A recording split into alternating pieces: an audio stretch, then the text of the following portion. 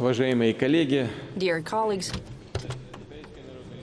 President Xi, President Batulga, Prime Minister Abe, Prime Minister Lee, ladies and gentlemen, dear friends. I would like to welcome participants of the 4th Eastern Economic Forum.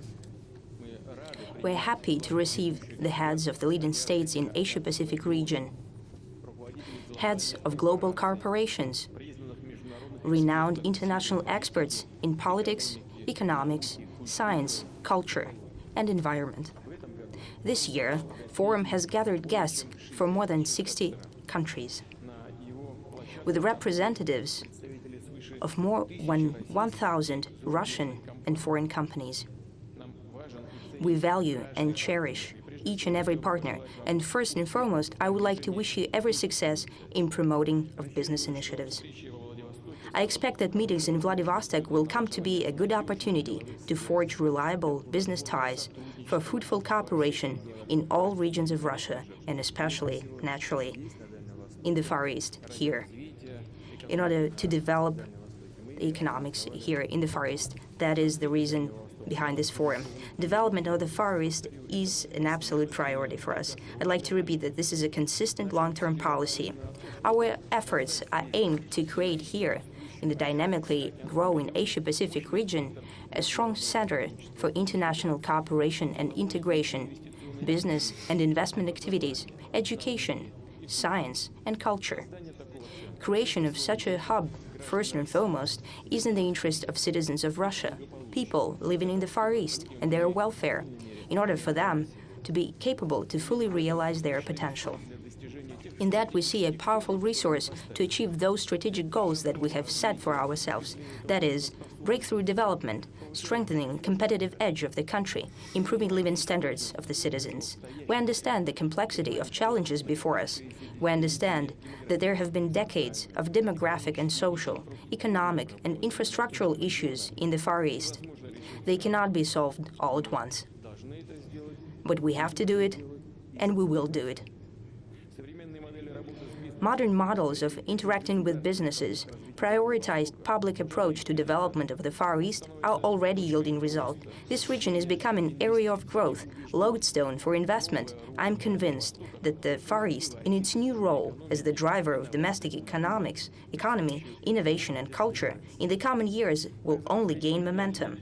Thus, over the past 5 years, since 2013 till 2017, industrial production in the region has grown by almost 22%. This is significantly higher than average rate in Russia. Today, the region attracts more than a quarter of foreign direct investment in Russia. And 5 years ago, that stood at only around 2%. Through special mechanisms for development of the Far East, the territories of advanced development, the free port of Vladivostok alone, there have been more than 100 new enterprises launched, with more than 16,000 of modern jobs created in such sectors as construction materials production, transport infrastructure, machine engineering, tourism, mineral resources production, marine bioresources development, and agro-industrial complex. We see development, it is apparent. I'd like to say that here in the Far East, we see rapid growth of investment in agricultural projects. We need to support this trend, including by promoting engagement of unused lands and land plots, which are under different kinds of restrictions. Yesterday, I had a meeting with our colleagues from foreign countries, with investors, and they have great interest in such work. I mean, the competitive edge that I have just mentioned, including the agriculture. And therefore, I ask the government and the governors of the Russian regions to actively engage in this issue, to review the state of affairs in agricultural land use in each region. And of course, we have to broaden access of Far Eastern agri-produce to foreign markets, including Asia-Pacific. In this regard, we suggested our Chinese, Japanese, Korean, and other friends and partners whose business is actively investing in agro-industry in the Far East to work together on dismantling barriers in food trade and to find best solutions for a win-win situation. We understand it very well, what kind of significance is attached to phytosanitary control, and we have to work on that, especially since we are creating here in the Far East enterprises and territories transparent for common work. We actively engaging in cooperation investment ties with China. Today, Far East, with participation of Chinese investors, implements more than 30 projects with investments standing at about 200 billion rubles. We're committed to positive cooperation with Japanese partners. In the run-up to this event, with Prime Minister Abe, we have launched a plant producing car engines in Primorsky region. Preparedness for such concrete and fruitful joint work will always receive our support. There are good opportunities for promotion of infrastructural, energy, environmental projects with Mongolia, our long-standing and reliable partner. Companies from the Republic of Korea are operating successfully in Russia, and we see great promise for joint work with South Korean businesses, especially here in the Far Eastern regions. Naturally, I wanted to go back to the discussion of trilateral projects in infrastructure, energy, and other spheres, with participation of Russia, the Republic of Korea, and Democratic People's Republic of Korea. In order to promote such initiative, first and foremost, we need to normalize the situation around Korean Peninsula. On the whole, for sustainable development, we need to ensure stability, peace, and security in Asia-Pacific. It's important not to allow for the new conflicts to appear and for the chronic disputes to be solved through dialogue only. That approach, that constructive agenda that Russia has promoted and will continue to do so in all international platforms, in work with our partners in Shanghai Cooperation Organization, APEC, ASEAN, and other regional associations. I also wanted to add the following. I have already said that the world and global economy are coming up against new forms of protectionism today, with different kind of barriers which are increasing in the past times. Basic principles of trade, competition, mutual economic benefit are depreciated and, unfortunately, undermined. They are becoming hostages of ideological approaches and fleeting political situations. In that, we see a serious challenge for all of the global economy, especially for the dynamically growing Asia-Pacific and its leadership.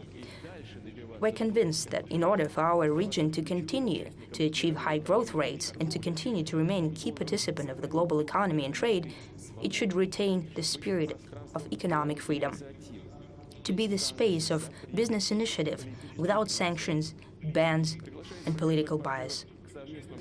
Inviting foreign partners to work jointly on the projects in the Far East, we're acting based on pragmatism, rational thinking, and mutual benefit. We want for the honest competition of investors to increase, for them to compete for the opportunity to implement their projects in the Far East, for the best business proposals to win, proposals that will bring high profit, which is the bottom line of any business. Take a look. In this region, we already have companies from Kazakhstan, India, Vietnam, Australia, New Zealand, and many other countries, very different in their interests, traditions, culture, political architecture, international commitments and priorities. But yet again, for all, and I would like to highlight it, for all entrepreneurs, we create equal conditions for successful and efficient work. It is in the spirit of development and openness we have decided on electronic visas for travel to the Far East. Right now, they're in place for citizens of 18 countries who can file all papers remotely in a simplified procedure. We will work to see the number of states whose citizens can receive electronic visas grow, including APEC economies, of course. Dear friends, I have already said that the scale of tasks in front of us requires systemic work in the decades ahead. I believe that we need a national program for development of the Far East of Russia from 2025 looking into 2035. government will be given instructions to draft this document and to do that in close contact with Far Eastern regions, citizens, businesses, civil societies, and business associations. Considering the significance of such national program, it will be endorsed by the presidential decree. Thank you.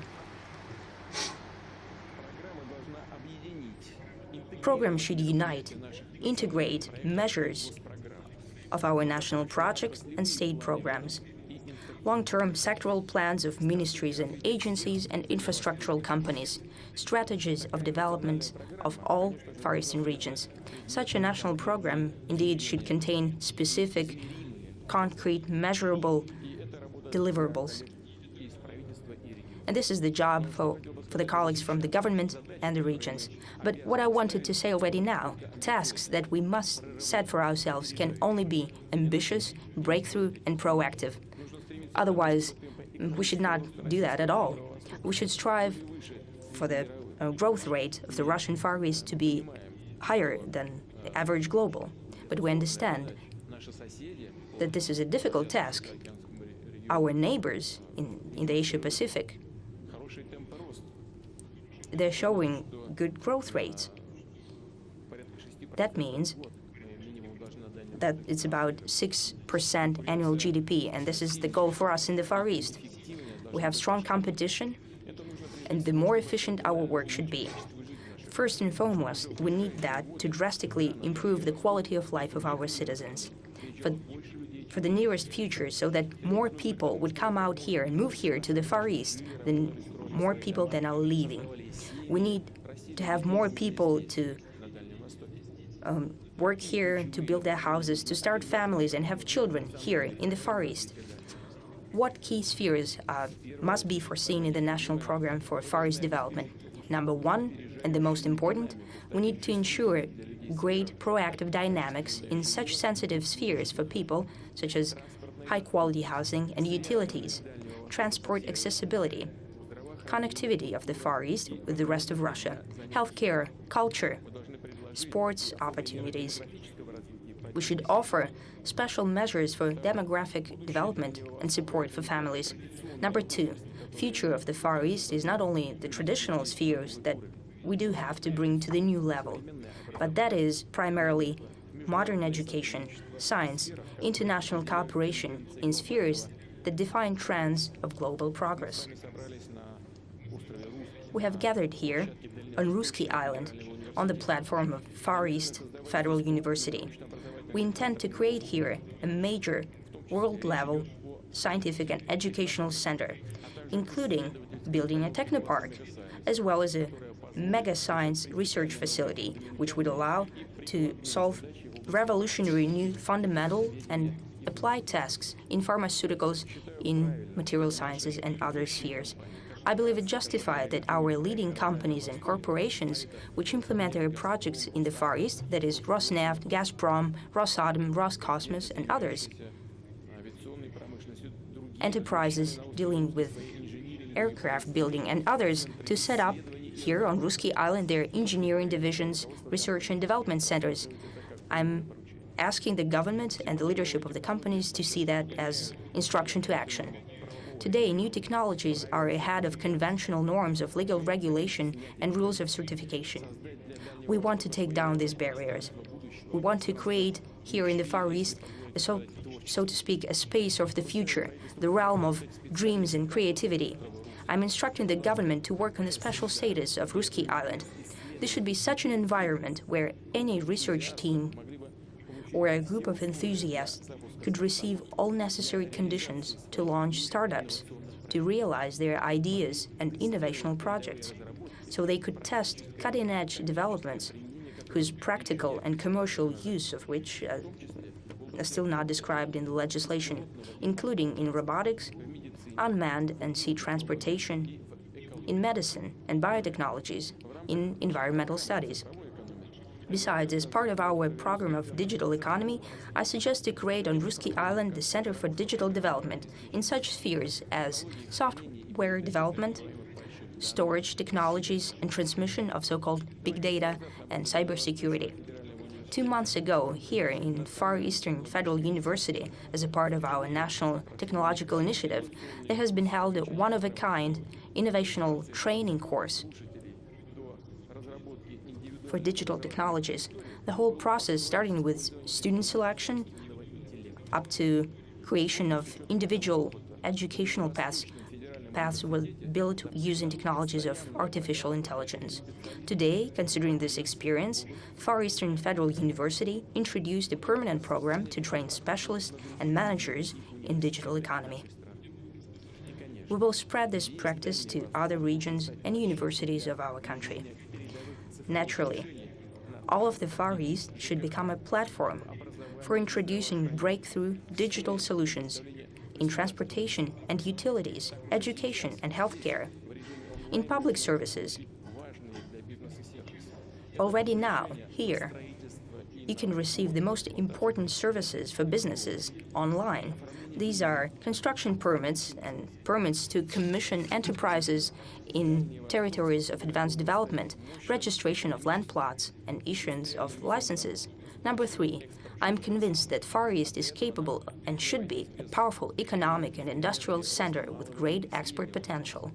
And for that, we cannot do without entrepreneurial spirit and growth of SMEs. Far East should have competitive edge in business climate compared to other regions of Russia, as well as to the neighboring countries. In order to be attractive for our neighbors, and the Russian part of this audience understands that very well, we have to be one step ahead. Already this year, 4 out of 9 Far Eastern regions were ranked in top 40 of national ranking on quality of investment climate. This is good dynamic, but still we have a wealth of things to do. As for federal support, here there is already a number of additional decisions in place. Investors of territory of advanced development and the free port of Vladivostok can apply and receive up to the end of 2025 a 10-year relief on insurance payments. I would like to highlight that for people who are doing into businesses for 10 years ahead. They're already covered by the grandfather clause, so investors have received guarantees of unchanged conditions for the implementation of their projects. In order to support entrepreneurs, both Russian and foreign, to ensure their beneficial financing, we intend to top up Far East Development Fund already this year by 8.2 billion rubles. Also, I'm asking the government to define capitalization top-up of the fund on the coming 3 years. Number 4, Far East should fully tap into its logistical potential. Large-scale overhaul of Baikal-Amur and Trans-Siberian Railroad, development of Far Eastern ports and the Northern Sea Route will drastically improve transport connectivity of Asia-Pacific and Europe. In the coming future, we need to modernize border crossings in the Far East to make it easier for the citizens and businesses to interact with customs, supervision, border, and other services which are working on the borders. I'd like to remind you that in the coming 6 years, volume of transit container shipments via railroad should increase by 4 times, and travel time from the Far East to the western border of Russia to be cut down to 7 days. Cargo flow through the Northern Sea Route should increase by up to 80 million tons per year. I'd like to say that all this are calculated and accomplishable plans, ever more so since there is great interest of businesses to such infrastructure. It's apparent. Northern Sea Route, the shortest maritime passage between the Far East and Europe, right now actually is navigated by the first ice-class container vessel Arctic 4. This voyage between Vladivostok and St. Petersburg, calling at Korean Busan and German Bremerhaven, without an exaggeration, is opening a new page in the history of trade navigation. It confirms safety, efficiency, and relevance of the Russian Arctic, of the whole Northern Sea Route as an international corridor. We invite interested partners to explore this promising transport artery. And we already know that there is such an interest coming from our partners. One more thing. It is apparent that revenue and profit from transit corridors should not be transiting right through the Far Eastern regions, passing by the interests of people who live here. Modern transport and export infrastructure should be the backbone for creating in the Far East high-quality jobs, new production sites and enterprises producing goods with high added value, including, and maybe first and foremost, export-oriented production. This is extremely important. It's important for us to create transport corridors and for them to be export-oriented, but most important thing is to develop our economy and our production. Main users of Far Eastern transport corridors and ports are, as a rule, large coal and energy companies. I suggest to think how to incentivize these Russian exporters to direct part of their income into efficient economic and social projects in the Far East. Dear friends and colleagues, Russia, our Far East, are of course open to strengthening business ties.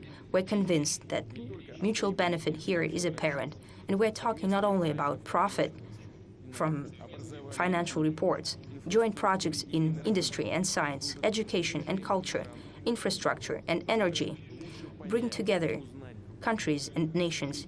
They allow to understand each other better, to learn more about each other, to strengthen our common domain, peace, good neighborliness, and trust in dynamic and complex 21st century. And so together, by joining efforts and capabilities to build the future. I would like to wish you every success and prosperity unto you. Thank you very much to this forum.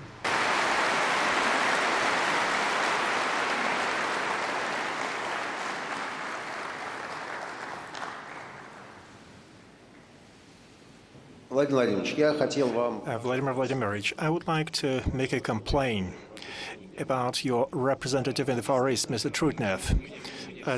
Everybody's complaining when speaking to me. 10 years ago, we have done an interview in Taiga near Ussurisk.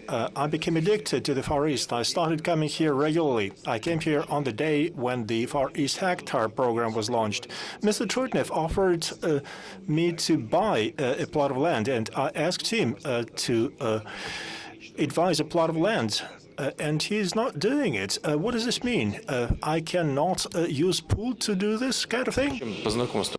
Why should you use connections when you can just follow the procedure and get the land? 122,000 people did that. They have already received the so-called Far Eastern Hectare. While people do agriculture here, as well as hotel and tourism businesses, recreational businesses.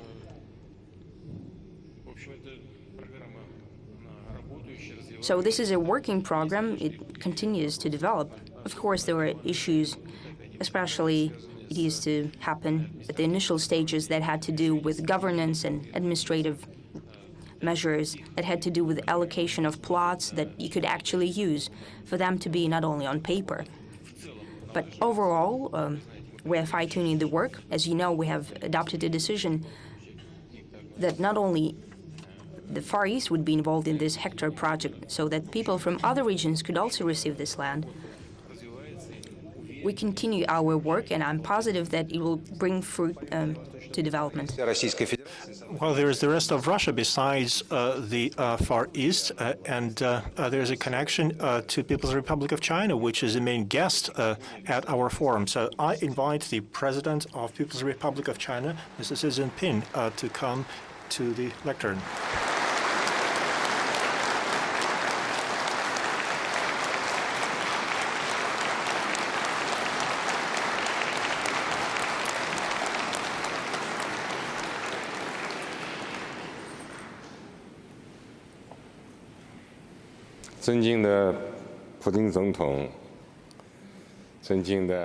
President Putin, ladies and gentlemen, colleagues from different parts of the world, friends, it's a great pleasure for me to once again come to Vladivostok, 8 years after my previous trip. First of all, I would like to say sincere thank you to President Putin for the warm welcome. Thank you to my Russian friends for their hospitality. The Eastern Economic Forum has been launched by President Putin, and it has been held 3 times quite successfully. It has become a venue for discussion of cooperative issues of key importance. This time, in this forum, we have an unprecedented number of guests that came from different countries. I admire the scale of the forum, and I would like to congratulate President Putin and my Russian friends on this event. This is fresh wind from the east that brings life to everything. We have seen a lot of beautiful things after we came here. It impresses us a lot. Vladivostok looks differently. We see a lot of ships in the harbor. We see a beautiful bridge that flies over the bay and comes to the Ruski Island. This is telling us how rapidly the city is developing. The achievements of Vladivostok are the reflection of rapid development of the Russia's Far East in recent years.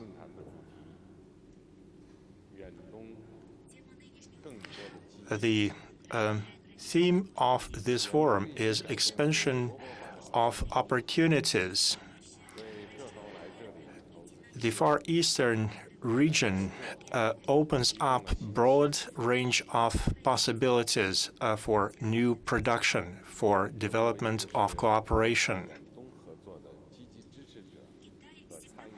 China has always been and is still a participant of development projects in eastern part of Russia.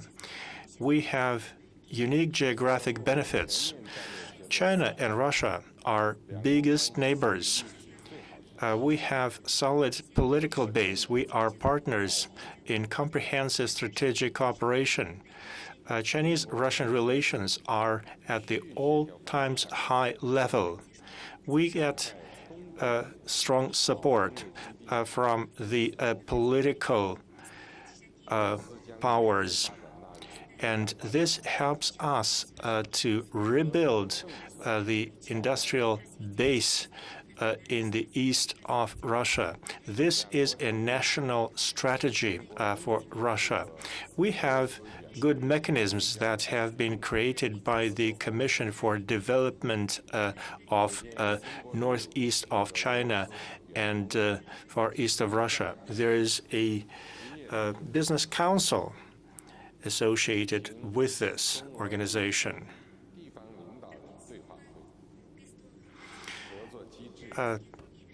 Several leaders of Chinese and Russian regions are involved in this work. There are joint efforts. China has participated in projects in the Russian Far East, and they have been successful. In 2017, the trade turnover between China and Far Eastern Federal region has been in excess of $7 billion. China participates in more than 30 projects in priority development areas and in Freeport, Vladivostok. The overall volume is higher than $4 billion. China is the biggest partner and investor in Russia's Far East. China has already set up a regional development fund with a volume of 100 billion RMB, with the initial capital of 10 billion RMB. Together with Russian partners, we will maintain the operation of this fund so that big projects could become successful. This fund should become an effective vehicle in cooperation between China and Russia. A oil pipeline between Russia and China is built. A natural gas pipeline is being built. Railways and motorways are being built. We are coming close to the time when we will harvest the results of our cooperative projects in the Far East. In these years, we, together with President Putin, have announced the period of Chinese-Russian cooperation. This is opening up new opportunities for cooperation between our countries in the Far East. With the Russian side, we will make our contribution to development of infrastructure, energy, agriculture, tourism. We will mobilize small and medium-sized businesses, make sure there's a greater high-tech contribution to the economy, make sure that the share of added value products production is growing. We should learn from each other and make contribution to growth in China and in Russian Far East. Ladies and gentlemen, friends, in the new conditions, we should go together, hand in hand, and increase our cooperation in the interest of peace, stability, development in the region. I would like to share a few thoughts with you.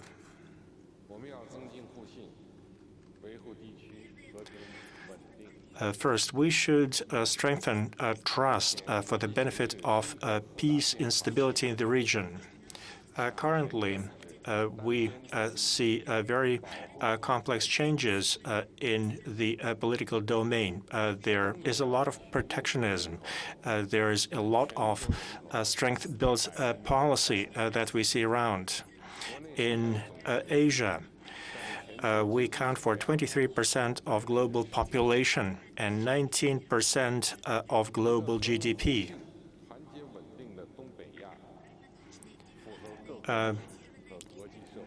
Stable, consolidated Southeast Asia would be good for the entire world, and it would help to support multinational efforts to maintain fair world order, make it more rational.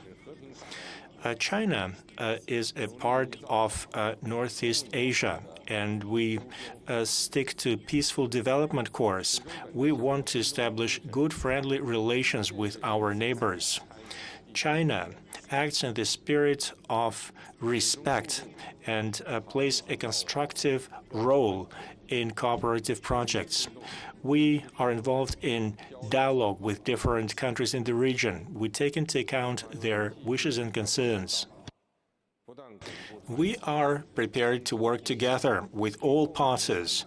We want to increase trust in a search of effective way to solid peace and stability in Northeast Asia. We will make our contribution to this process. Secondly, we should strengthen cooperation for mutual benefit in Northeast Asia. This region has rich energy resources. It is a leading region in terms of high-tech research and development. This area has a lot of financial resources and a lot of talents. Every country in Northeast Asia has unique benefits and has unique features in economic development. Different countries complement each other. When the situation in the region is stabilizing and things are getting better, countries of the region can use these benefits to increase their cooperation in different domains. We should be more active, bringing together our development strategies, aligning them. President Putin and I have agreed that China and Russia are aligning their policies successfully. One Belt, One Road is connected to Eurasian Economic Union. We see tangible outcomes. Chinese side is prepared to align its strategy to all other countries. to have better exchange of information, to coordinate our political efforts. We want to join efforts and identify the main direction of development. We need to make connectivity a priority. We need transnational infrastructure, which should simplify and enhance trade, improve markets' liquidity. It should help capital flow and technology flow. It should optimize use of resources. Together, we should build open regional economy and create an economic ring in Northeast Asia.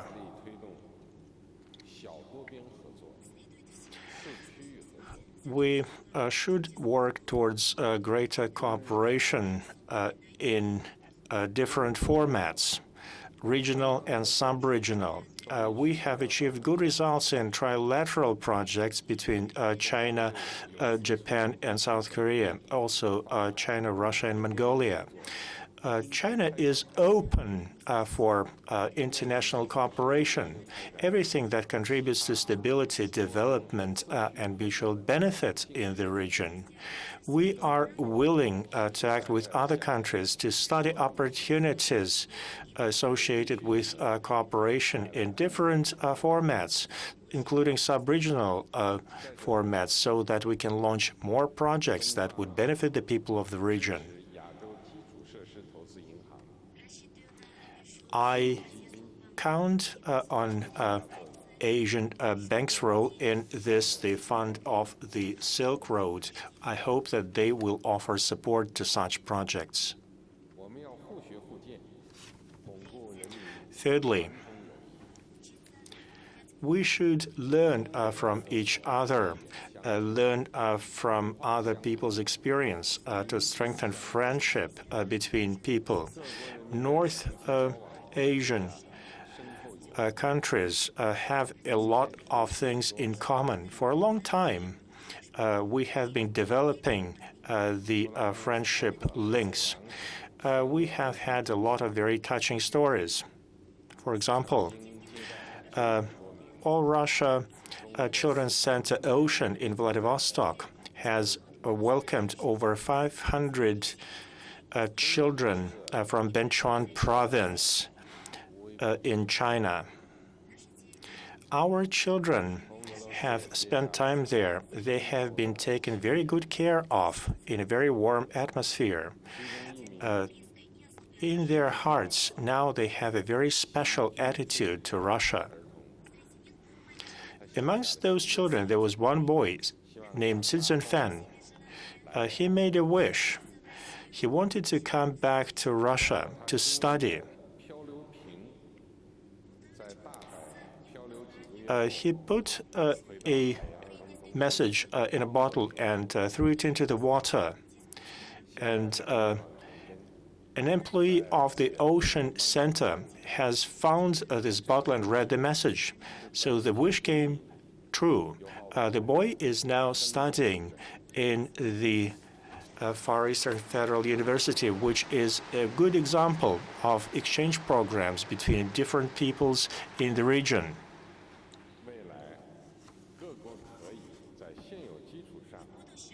In the future, I suggest that we should use the existing base of contacts and do more to expand our cooperation in traditional areas. Education, culture, youth exchanges. We should continue to learn from each other in order to preserve our historical and cultural heritage. We should protect intellectual property to create a good venue for cooperation between peoples of different countries, nations, and ages.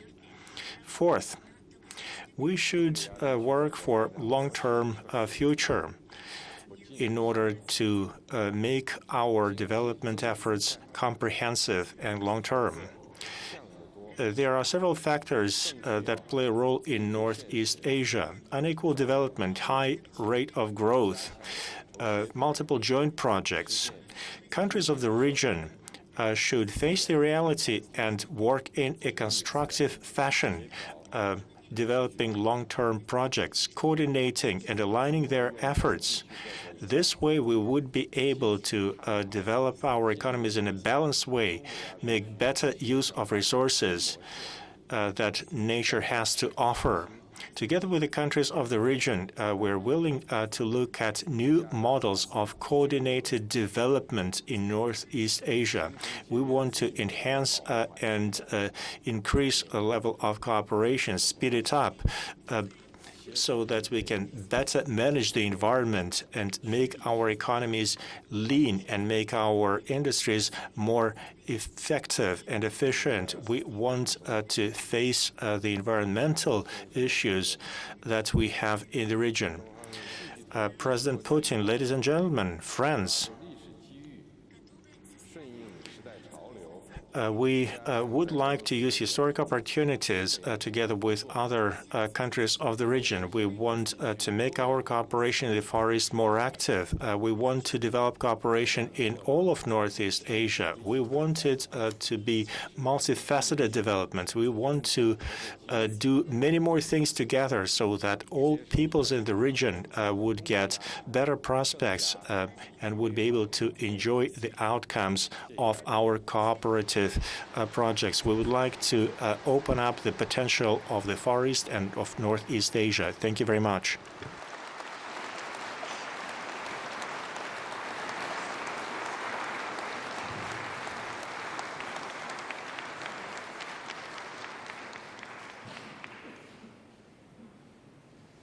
Уважаемый председатель Си, President Xi, I remember the interview in Sochi. You let me ask you a personal question about your reading.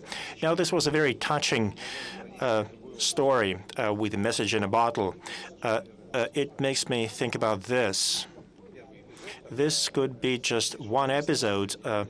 You have a reporter sitting next to you after we had that flight with Kim Chang-in to Singapore. Did you leave any messages for him on board that plane?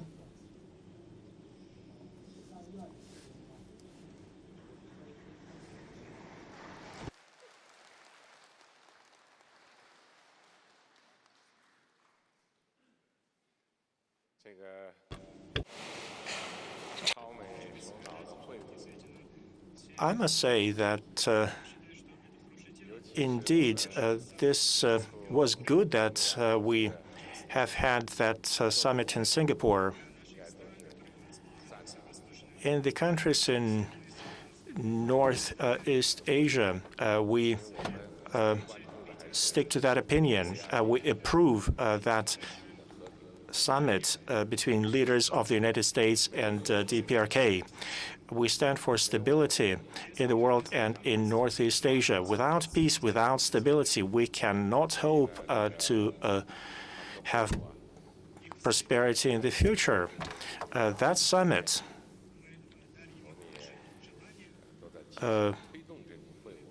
is quite welcome. We try to help that process, and we want it to be successful. This could also be taken as a message. From time to time, I will ask this kind of clarifying questions. And now we'll move on to a speech by the President of Mongolia. And there is something that I would like to explain. You may have heard this earlier in St. Petersburg. Mongolia is the only country in the world where the foreign ministry has a special department for neighboring countries, Russia in the north and China in the south. And Ulaanbaatar, where they have the map of the former Mongolian Empire, and my Mongolian friends often make jokes. They say, we are happy with the way the outskirts of our empire are doing today. So we will now give the floor to the President of Mongolia.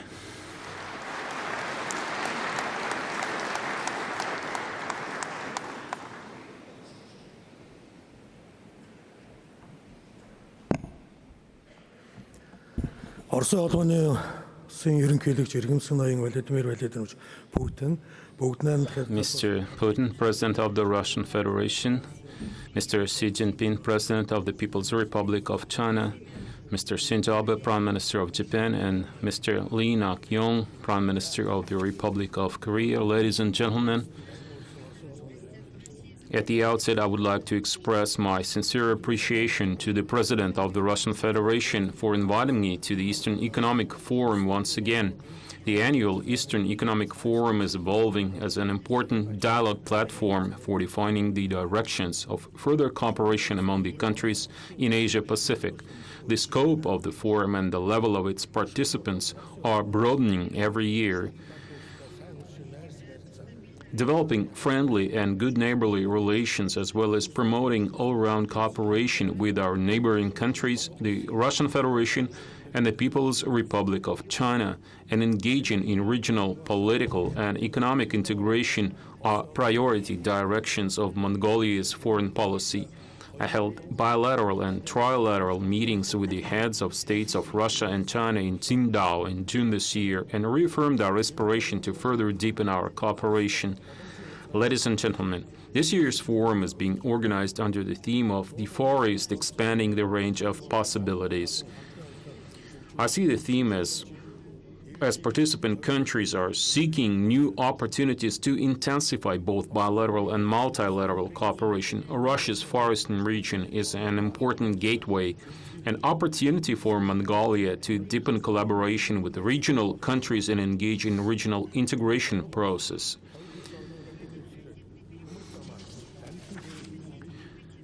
Mongolia plans to use the seaports of its neighbor to expand its transport capabilities. With this objective, the Parliament of Mongolia adopted the state policy on railway transportation in 2010. This policy is being implemented successfully.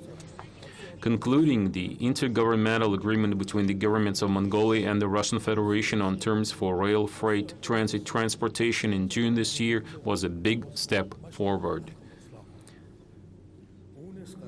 Moreover, Mongolia has signed important documents with China, including agreement on access to and from the sea and transit transport through China's territory by Mongolia, as well as the intergovernmental cooperation agreement between Mongolia and China on railway transit transportation.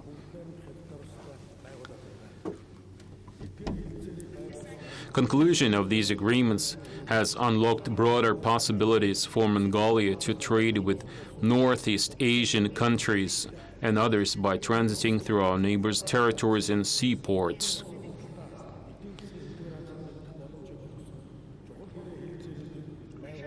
I would like to thank President Putin and President Xi Jinping for their support in signing the above-mentioned agreements enabling Mongolia to gain access to the sea and join international trade and economic integration. Mongolia is a country that enjoys excellent relations with its neighbors and countries in the region, and we have no single contentious issue nor dispute with any of them. Therefore, Mongolia has proposed the initiatives such as Ulaanbaatar Dialogue to promote dialogue and strengthen mutual understanding among the countries in the region. While we aim to further strengthen high-level political relations, we also strive to align our development policy with those of regional countries and jointly implement major projects. For instance, we are currently working together to implement the Mongolia-Russia-China Economic Corridor. During our meeting in Qingdao, I discussed with President Putin and President Xi Jinping the commencement of certain projects within the program. We are ready to cooperate on passing the planned natural gas pipeline from Russia to China through Mongolian territory. As I would like to thank President Putin for supporting Mongolia's proposal, I express my hope that President Xi Jinping would also support this initiative. We stand ready to create a favorable legal environment for the project. In order to further broaden cooperation with our major trade and investment partners and provide more favorable investment environment, Mongolia signed the Economic Partnership Agreement with Japan in 2016 and has concluded the joint feasibility study on signing similar agreement with the Republic of Korea. We're also discussing commencing the feasibility study for a free trade agreement with the Eurasian Economic Union. Ladies and gentlemen, Mongolia's economic downturn has been reversed and growth is stabilizing. GDP growth reached 5.3% in 2017 and 6.3% in the first half of 2018. We are steering to reduce the vulnerability of our economy's dependency on the mining sector. In an effort to diversify the economy, we are pursuing policies to increase the trade turnover with our main partners and to boost export of value-added and non-mining products. I wish to reaffirm from this podium that Mongolia will continue adhering to the policies of actively developing bilateral and multilateral trade and economic cooperation with regional countries. In order to thoroughly explore the possibility of developing an economically viable cooperation, I would like to make a concrete proposal. In recent years, countries including Russia, China, Japan, South Korea, and Mongolia, as well as the United Nations, have discussed the establishment of an energy regional supergrid and have individually conducted researches and calculations and held joint conferences. I call upon the urgent and prompt commencement of the Northeast Asian Supergrid project, which can share the load during the peak hours and will be a resource-efficient and optimal solution for supplying Northeast Asian countries with energy. As to the beginning of the supergrid, I am pleased to announce that Mongolia and China are starting a joint project for an energy complex and high-voltage transmission line. The complex will comprise of stations with an installed capacity of 5,350 megawatts from solar, wind, and coal sources. Moreover, a 1,500-kilometer-long high-voltage direct current will be constructed. Research and feasibility study of the complex are completed, and the construction work will commence shortly. Mongolia, as a country with vast territory, can help reduce loads during peak hours in Japan and Korea with its energy production from solar and wind sources by utilizing seasonal and time difference as well as backup energy sources. Use of renewable energy will certainly be welcomed by consumers in all countries. It is therefore necessary to establish an organization with appropriate involvement of Mongolia, Russia, China, Japan, South and North Korea, 6 countries that share responsibilities to successfully implement the Northeast Asia Supergrid project. The organization is to formulate a comprehensive policy by integrating all prior research works for the project and prepare relevant agreements and negotiations. We are ready to host and support this organization in Mongolia. In order to establish the organization urgently, we propose to launch a joint working group with involved parties promptly. We are of view that this grid project would integrate the energy networks of the Northeast Asian countries and thus become a first step towards establishing the Asian supergrid. We believe the Northeast Asian supergrid will open new opportunities for cooperation and development and contribute in confidence building among all countries in the region. I wish a great success to the forum. Thank you for your attention.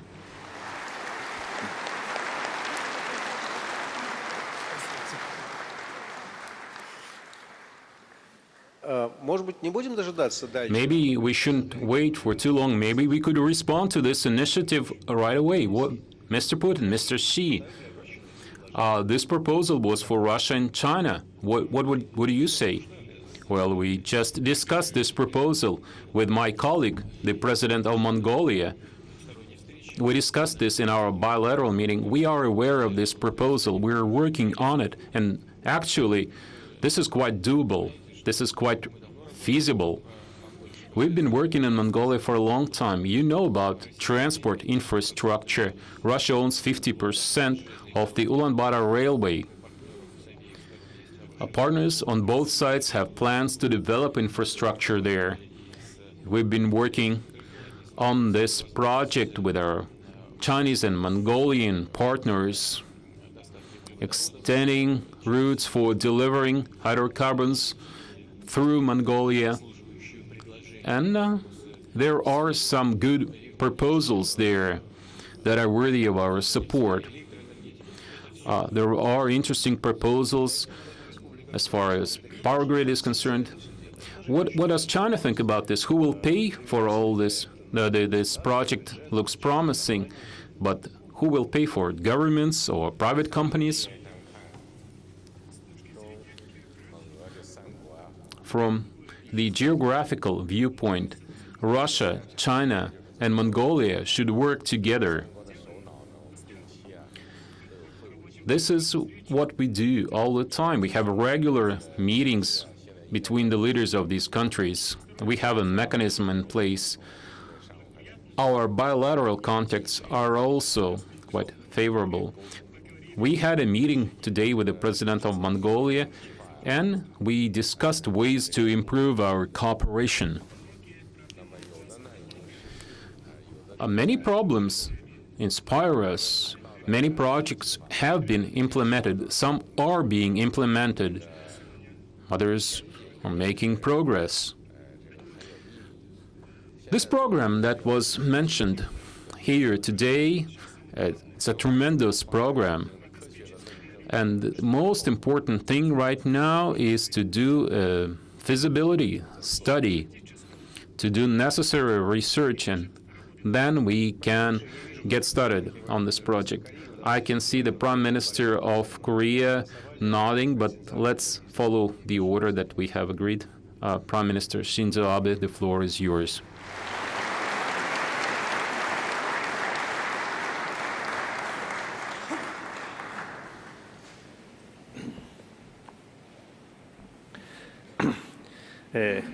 Mr. Brilev, thank you for your kind introduction. President Vladimir Putin, President Xi Jinping, President Kotma Baltuga, and Prime Minister Inagyon, it is truly a pleasure to be able to meet you here. Let me begin my remarks by extending my sincere thanks to President Putin, who invited us all here. I must say all three addresses thus far were at times truly grand in their mindset and provided various kinds of food for thought. They left a deep impression on me and have prompted me to consider Japan's identity and what kind of country Japan is. What comes to mind is what I call a dot connector. Points unconnected to anything, or human resources, goods, or capital, unconnected to each other. Japan takes those isolated dots and links them, thereby creating added value. On one occasion, it might be the Yama Peninsula and Kamchatka. For instance, these may be 2 points on a plane, or these could be an artificial satellite and someone's house in Siberia in three-dimensional space. What materializes is connectivity, LNG in the first case, and internet access in the second. Across the landscape of Eurasia, across the seascape of the Indo-Pacific where we find Japan, and across outer space and cyberspace under which all of us fall, connectivity is evolving, bringing forth new linkages and new connections. We are living in an age in which added value arises from bringing things together. My hope for Japan in the coming years is for us to be a magnificent dot connector. In this role, we will foster associations between points that have never come together before and link knowledge with other heretofore unconnected knowledge, all on the basis of fair and above-board rules. President Putin, this is precisely why we can look forward to great synergy arising through Japan and Russia cooperating with each other. Later in these remarks, I will emphasize this point. From now, I would like to use the first half of my time to discuss the future. I will focus here only on the future. Next year, you will see in Japan the succession to the imperial throne. You will also see the G20 Osaka Summit convene, a meeting to which I will be inviting President Putin and President Xi. After we bid farewell to summer, the curtain will open on the Rugby World Cup. The opening match on September 20 at Tokyo Stadium pits the host nation Japan against an opponent I'd like to introduce to you here, and that is Russia. Let us each put up a good hearty fight. And just after that, the year 2020 is the year of the Tokyo Olympic and Paralympic Games. Young people from all around the world will gather in Tokyo to hold a festival celebrating both sports and peace. Your Excellencies here on the stage and ladies and gentlemen, the audience today, Japan now stands at a historic turning point. Here at this historic juncture, I am determined to build peace and prosperity in the East Asia of the 21st century. First, I will address Japan's relations with China. During my first administration, I visited China immediately after taking office as Prime Minister and put forth the approach of a mutually beneficial relationship based on common strategic interests. China's People's Daily called that visit an ice-breaking trip. However, at the inauguration of my second administration upon becoming Prime Minister again, Japan-China relations were in a state of real difficulty that could even be called the worst relationship we had had since the end of the war. Wanting somehow to improve Japan's ties with China, I have worked hard at this over the years. The reason is that Japan and China share great responsibility for the peace and prosperity of the region and indeed the entire world. The countries of Asia also have expectations for Japan and China to stably develop friendly relations. We will live up to those expectations, develop our cooperative relations across the entire spectrum of fields, and contribute to the peace and prosperity of the region and the world. That is my conviction. The meeting I had with President Xi Jinping at the Da Nang APEC meeting in November last year was a superb opportunity that became a new start for Japan-China relations. In May this year, Premier Li Keqiang, visiting Japan on the first such visit for a Chinese premier in 8 years, said that Japan-China relations have returned to their normal path, and I agree with him entirely. Earlier today, President Xi and I succeeded in holding highly significant talks regarding Japan-China relations and the various issues that we face together. In response to China's gracious invitation, I intend to visit China this year, the year in which we commemorate the 40th anniversary of the conclusion of the Treaty of Peace and Friendship between Japan and China. After that, I very much wish to invite President Xi to Japan. Through this exchange of visits at the leaders' level, I hope to raise Japan-China relations to a new stage. I am firmly determined in this regard. If we are to make the peace and prosperity of this region in the 21st century something firm, we cannot skirt around North Korean issues. In Singapore in June, a historic summit took place between the United States of America and North Korea. I endorse this summit as a forward-looking step towards the resolution of the abductions, nuclear, and missile issues. While President Donald Trump engaged in confidence building with Chairman Kim Jong-un, he also shared with him the bright future that would emerge through denuclearization and urged Chairman Kim to take action. In so doing, he adopted a new approach that no one else had tried before. Through President Trump's decisive judgment, the relations between North Korea and the international community are now poised to move forward significantly. I very much hope that North Korea seizes this opportunity. My own belief is that no nation is blessed with as much potential as North Korea to change its future into one of hope. North Korea enjoys copper, gold, iron ore, and abundant mineral resources. Its population of 25 million will no doubt become one of the world's leading hardworking labor forces. Today, let all of us gathered here pledge to continue talking to North Korea in a single voice so that it is able to walk the path of a future filled with hope. Let us mutually confirm that we will engage with North Korea with an attitude that does not waver. What should we do to make that a reality? It is an absolute imperative that we achieve the complete denuclearization of the Korean Peninsula, whatever it takes. On this point, President Putin, President Xi, and I are all in complete agreement. I have great expectations that the inter-Korean summit that will be held in Pyongyang in the near future will lead to concrete actions towards the denuclearization of the Korean Peninsula. Between Japan and North Korea lies the abductions issue. This too must be resolved. Within that context, I am determined for us to take steps towards settling the unfortunate past with North Korea and normalizing our relations. I, too, must break the shell of mutual distrust, take a step forward, and ultimately meet with Chairman Kim Jong-un.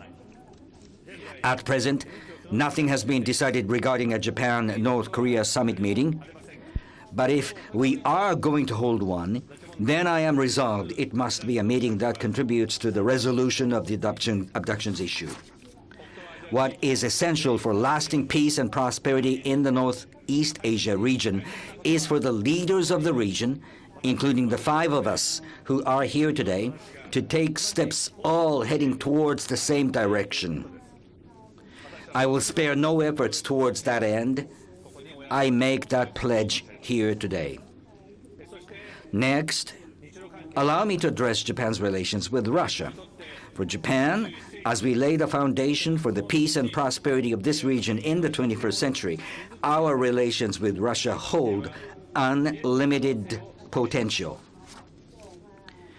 Over the long stretch of more than 70 years since the end of World War II, Japan and Russia have yet to conclude a peace treaty between them. President Putin and I agree in our belief that this is an abnormal state of affairs.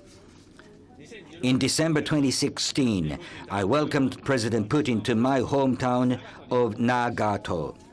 There, the 2 of us discussed in great depth the future of Japan-Russia relations. We decided to launch consultations on the special system for engaging in joint economic activities on the 4 northern islands and pledged to make it possible for former island residents to freely visit grave sites. There in Nagato, we also shared an earnest determination towards resolving the issue of the peace treaty. Ladies and gentlemen, these promises we made in Nagato are now steadily coming to be carried out. Japan-Russia relations are beginning to advance at a degree of acceleration never seen before. The plans for bilateral cooperation that President Putin and I pledged to undertake now number more than 150. Of these, more than half are already actually underway or truly right on the verge of being launched. I have a video for you to see what I have just said. Please take a look. Проекты достигли значительного прогресса после майской встречи на высшем уровне в этом году. Борюсь с таким заболеванием, как множественная миелома, поэтому жизнь моя разделена на 2 части: до заболевания и после заболевания. То, что я принимаю это лекарство, это большой шанс для меня и дает мне, я надеюсь, большие перспективы.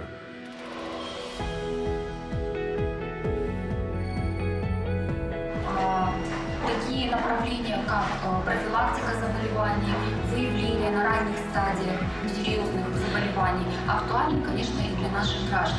Прежде всего, в Хабаровске мы настроены на предиктивную медицину, на выявление, не для того, чтобы человек не болел, а чувствовал себя комфортно. В мае 2018 года в городе Владивостоке открывается реабилитационный центр Хоботов.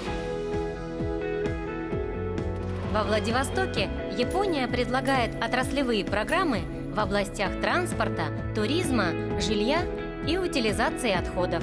Владивосток приятно преобразится. И получается, все продумано, не нужно делать лишних. You don't have to take any unnecessary steps. This will save your time, energy, so this is very good. It's very warm and nice and quiet.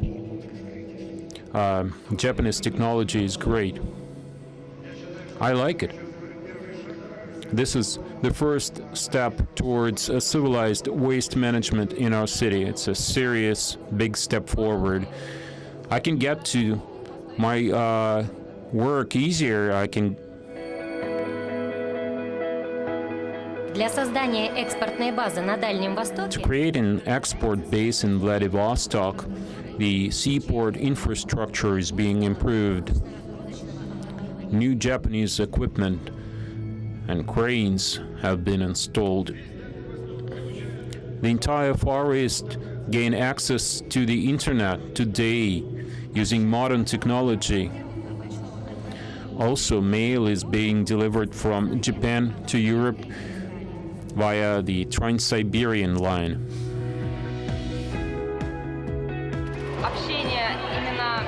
Contacts between young people will make an important contribution to developing relations between Russia and Japan. I hope that Japanese companies will start business in Kaluga region as well.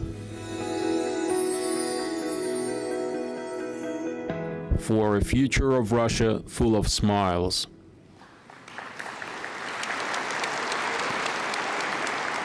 How does that strike you? You might have noticed a single common thread running through those projects, connecting them all. Bringing the 8-point cooperation plan into realization will enable you to feel, in a tangible way, improvements in Russians' quality of life. Russia and Japan are now about to produce conclusive evidence to the people of Russia and, by extension, to the entire world. It will be evidence that when Russia and Japan join hands, Russian people become healthier. Russian cities become more comfortable. And Russian small and medium-sized enterprises become dramatically more efficient. By cooperating with Japan, Russia's underground resources will reach cities around the globe with even greater efficiency. Through Japan-Russia cooperation here, Vladivostok, and locations all around Far East Russia will become gateways where human resources, goods, and capital come together. Japan and Russia are now truly poised to produce tremendous amounts of evidence, and yes, the dream of digital Russia will come to bear fruit even sooner.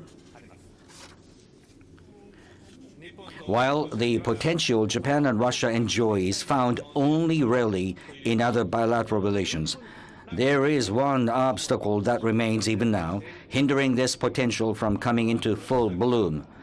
And to repeat myself, ladies and gentlemen, that is nothing other than the fact that our two countries have yet to conclude a peace treaty.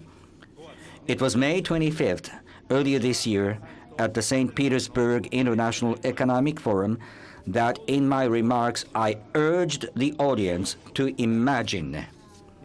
I called on them to hope and imagine how the world will look when a lasting stability comes to take hold between Japan and Russia. At that time,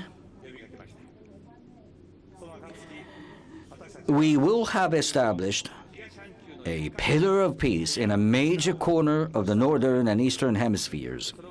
That will be promising indeed as a substantial pillar that underpins the region and also the world. The Arctic Ocean to the Bering Sea, the North Pacific, and the Sea of Japan will together form a major arterial sea road of peace and prosperity. The islands that used to be a source of conflict will have found bright potential as a logistics hub, transforming into a symbol of Japan-Russia cooperation. The Sea of Japan will also most likely change dramatically as a highway sending goods back and forth, and beyond that is the arrival on the world stage of a huge region brimming with peace, prosperity, and dynamism governed by free and fair rules that connects to China, the Republic of Korea, Mongolia, and the countries of the Indo-Pacific region. President Putin, here, with this sizable audience as our witnesses, let us once again confirm with each other our intention to make this a reality. Let us walk forward together, mindful of the questions, if we don't do it now, then when? And if we do not do it, then who will? We're both fully aware that it will not be easy. However, we have a duty to future generations.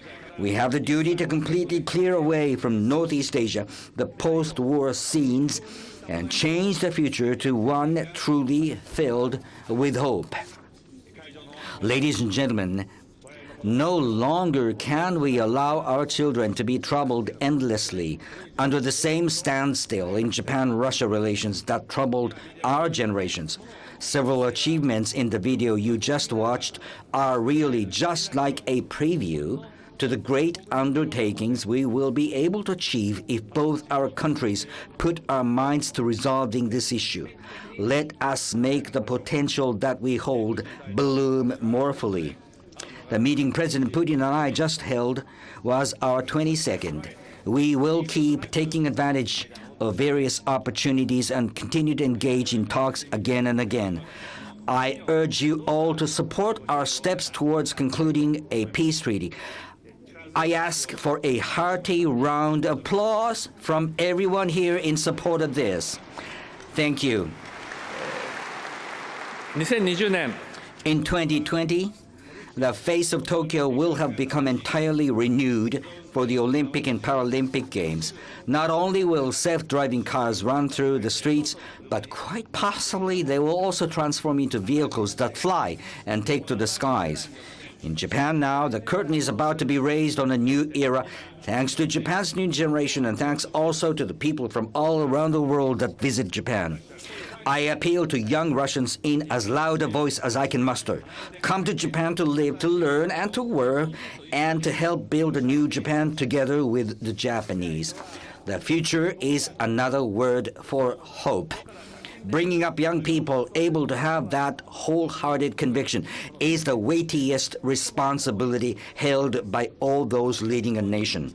I want the young generation about to be born in Japan, hand in hand with the youth of Russia, of China, of the Republic of Korea, and of Mongolia, to bring even greater peace and prosperity to Asia and the world and become the driving force that before long gives rise to an era truly filled with hope. I look forward to this kind of future each and every day without fail. I am prepared to work hard, giving everything I have got in the future as well. I will see you all again. Thank you very much.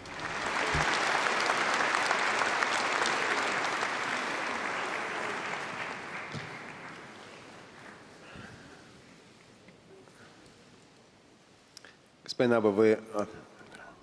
Mr. Abe,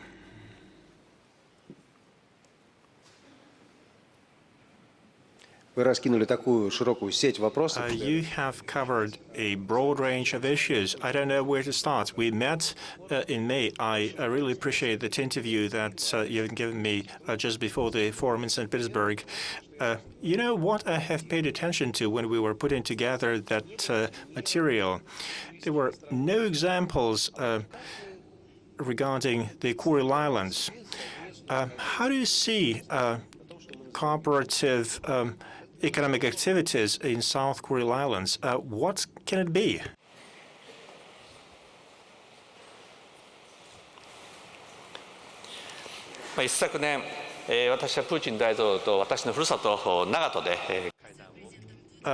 Two years ago, President Putin and I had a meeting at my motherland in Nagato. We had a conversation about that. We said that it's very sad that we still don't have a peace treaty.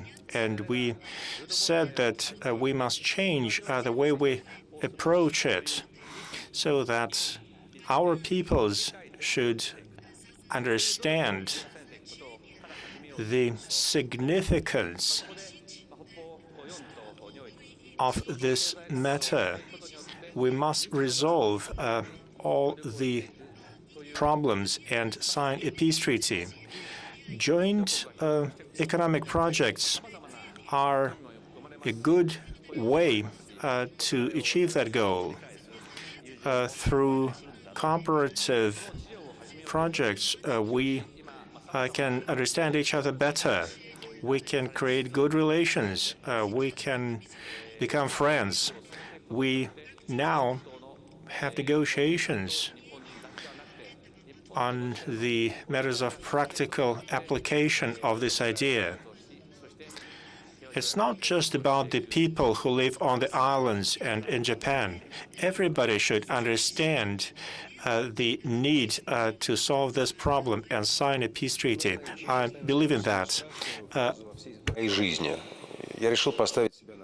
I am trying to put myself in your place, and I was thinking, okay, 1956, Moscow Declaration, the sign of goodwill, mentioning two islands, possibility of signing a peace treaty.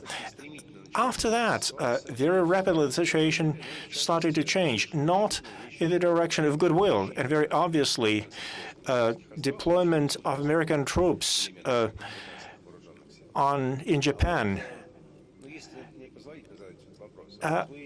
I want to ask a question. In your negotiations, have you touched upon this subject?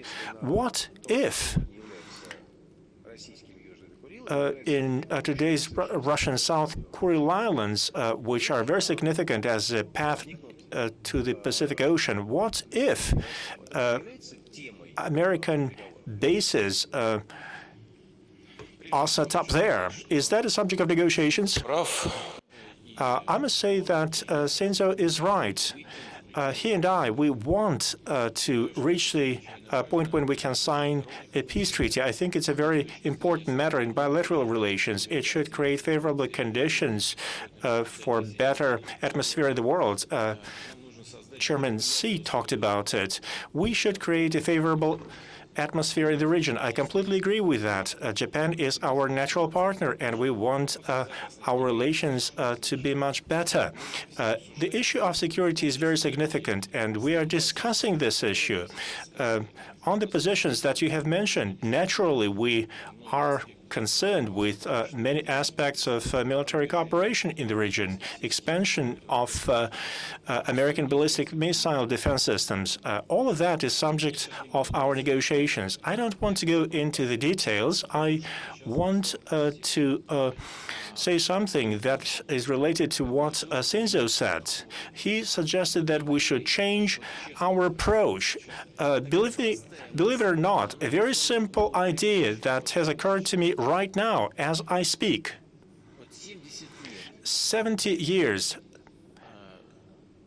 For 70 years, we've been trying to resolve our disputes. You mentioned the Declaration of 1956. It was not just signed, it was ratified by the Parliament of Japan and by the Supreme Council of the USSR. Then the Japanese side decided not to carry out this document. We're now returning to reviewing this issue. We've been negotiating for 70 years.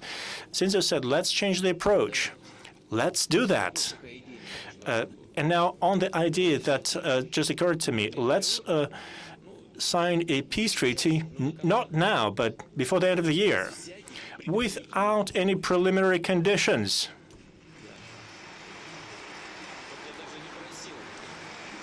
I wasn't even asking the audience to give me a hand, but thank you for this support. And then, based on that peace treaty, as friends, we can continue to address all our disputes. I think this should make things much easier. It would be easier for us to address all the challenges. 1632, the clock has been set. I think we're going to be coming back to this subject again and again today. But now I would like to pass the floor to Prime Minister of the Republic of Korea, Mr. Lee. Over to you.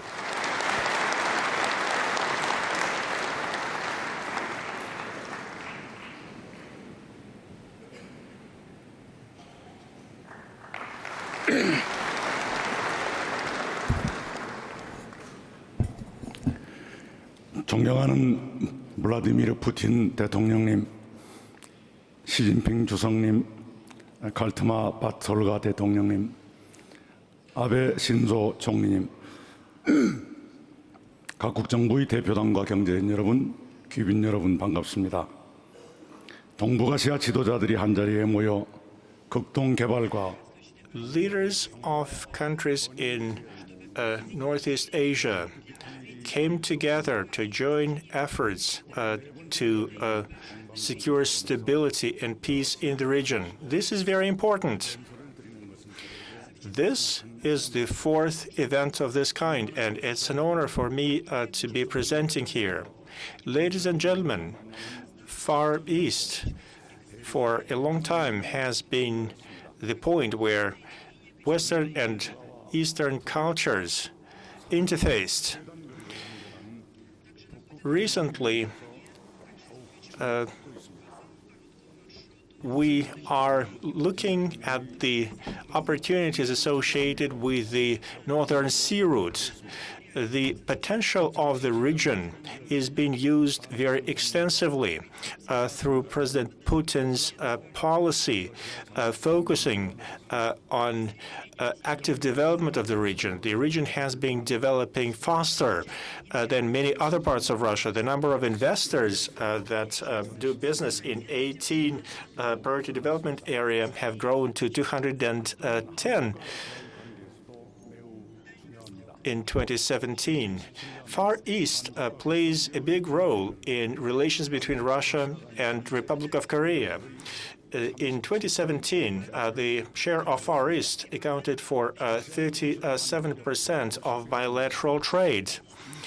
Amongst 150 companies operating in Russia, 39 companies do business in this part of Russia. In 2014, we have signed an agreement on cancellation of visa requirements.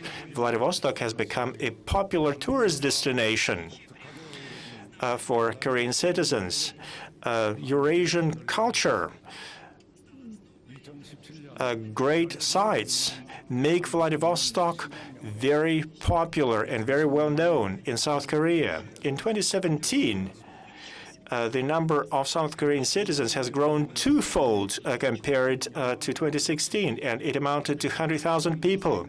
Far Eastern University plays a big role. This university has hosted a Korea Studies department. It maintains a tradition of Korea studies. The president of South Korea, Moon Jae-in, has represented the new northern policy. Korea wants to become connected to energy and transport lines in Eurasia. This should create a new motive force for the Korean economy. This should secure peace, stability, and prosperity in all of Eurasia. Far East is of great importance for all this. President Moon Jae-in suggested that we should establish 9 bridges for cooperation. 9 bridges means 9 key areas of cooperation: natural gas, railways, shipbuilding, electric grids, creating new jobs, agriculture, fishing, seaports development, and North Sea route development. Over 1 year, the efforts of the government and private sector have shown good progress in all these 9 areas. Today, in my presentation, I would like to give you a short overview of what has been achieved and say what we are planning to do in the future. First of all, shipbuilding, seaports, North Sea route, those are the areas where we can hope to get quick results. In these areas, we can have some success stories, and this should help us to create an atmosphere of trust and enhance our cooperation. Last year, President Putin has participated in the ceremony of launching of Christophe de Margerie tanker, which was built in South Korea. Following that, 5 tankers were commissioned, and now they are moving natural gas from Yamal Peninsula to China. A successful exploration of North Sea route would seriously improve the conditions of LNG transport. It should generally improve logistics in Northeast Asia. We are also promoting the development of Zvezda shipyards. This should be the basis of many future cooperative projects. Korean government has supported a feasibility study for Slavyanka port. We will make steps to do more to cooperate in that area as well. SMEs in Korea have a lot of experience, and they have good opportunities in priority development areas, and they're getting ready to work in 9 priority areas, in 9 new areas. Korea and Russia can cooperate in agriculture and fishing business. We have good traditions. Processing, development of tourism are just new opportunities. 7 companies from South Korea produce about 60 tons of soy and corn. That is GMO-free soybeans. Very popular product. We want this cooperation in agricultural projects to go further. We want to do more in the way of tourism development. That would be good for the future. At a summit in June of this year, we have reached an agreement to continue dialogue on matters related to agriculture. Far East has huge sea resources, so we can do a lot of high added value projects. Building roads, building pipelines, those projects are very desirable for everyone. To implement them, one has to spend a lot of money. It requires a lot of investment and very thorough preparation. Korea and Russia have started cooperation in railways, electricity transmission, and natural gas transmission a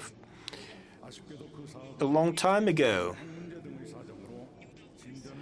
Unfortunately, we have not made much progress for a number of reasons, one of them being a nuclear program in DPRK. New developments, though, give us new hope.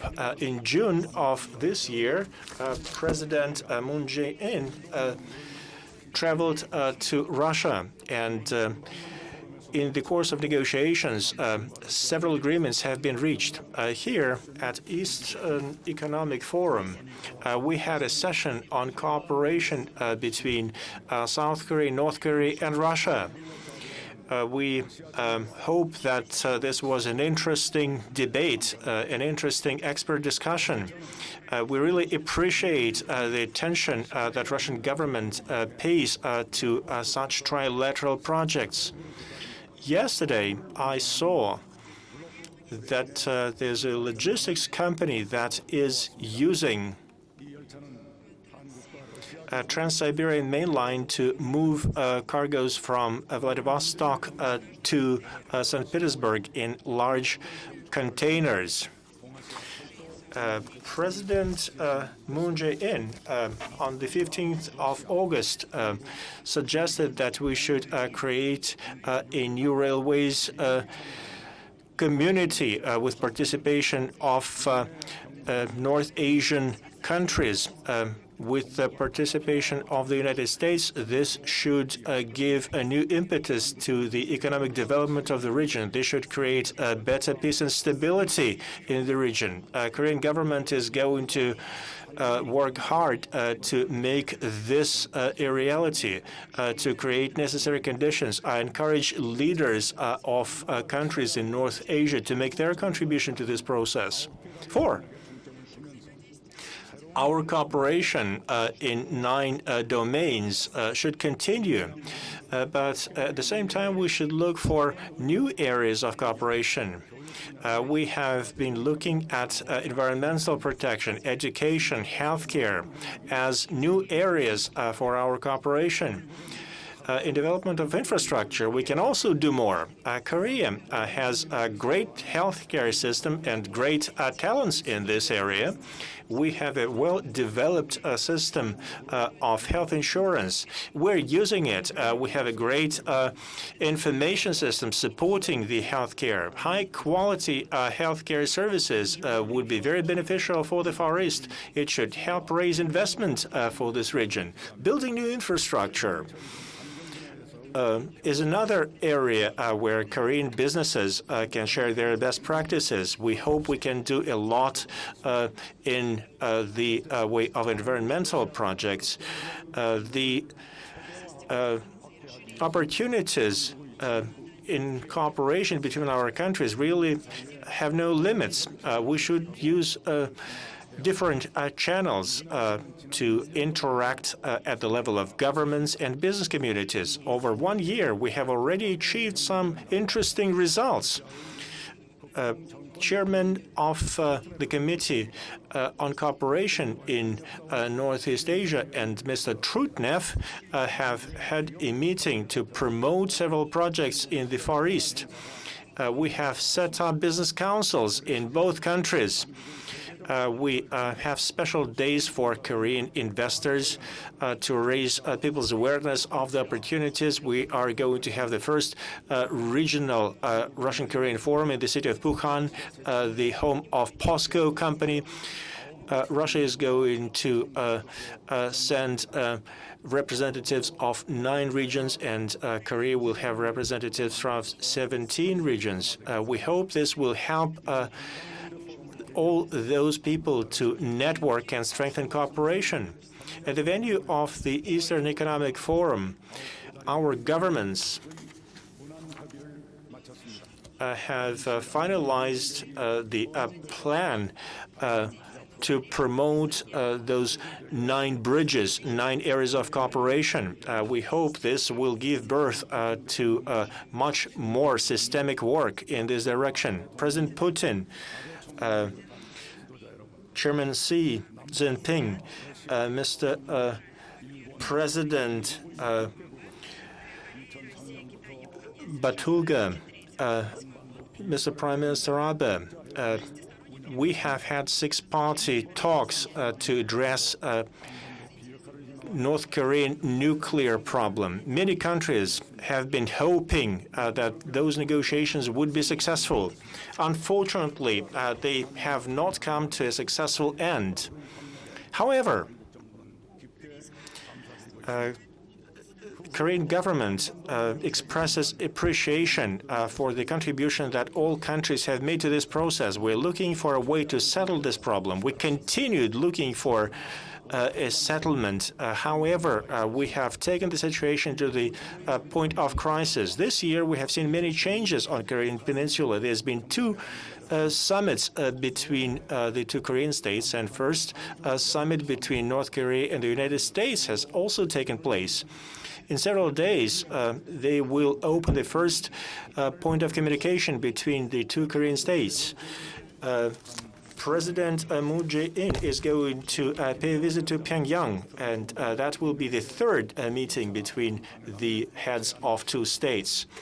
We also expect renewal of high-level meetings between North Korea and the United States of America. Such negotiations should help us to reach practical results and achieve denuclearization of Korean Peninsula. The North and the South are traveling along the path that is new to us. We are going towards a new future. We need more wisdom, courage, and patience. Whatever difficulties we face, we are not going to change the direction in which we are moving. Path towards the peace We do not want to come back to the path of contradictions. Denuclearization of Korean Peninsula would require contribution of the entire international community. We want to get international support. The government of Korea is going to try hard to achieve denuclearization, and we want to get support from leaders of all countries that are interested in achieving that goal. We hope that Korean Peninsula that has been a hot spot for a long time will become an area of peace and prosperity in Northeast Asia. That's the direction in which we want to move. I'm really asking for support and contribution from all leaders of countries in Northeast Asia. These efforts should bring fruit. Only if we create logistics and transport infrastructure, we can establish peace.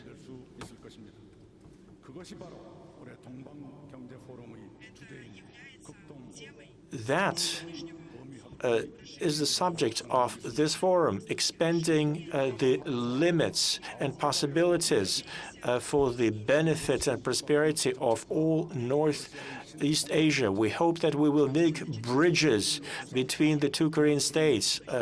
We hope that Russian policy in the region, One Belt, One Road initiative in Japan, and Japanese policies concerning the region would help us achieve our common goal, that is to secure peace, stability, and prosperity in Northeast Asia. This time, I came here by plane. Next time, I want to come here by train, travel to Vladivostok by rail, and I am asking the leaders of the countries in the region to help me make this dream a reality. Thank you.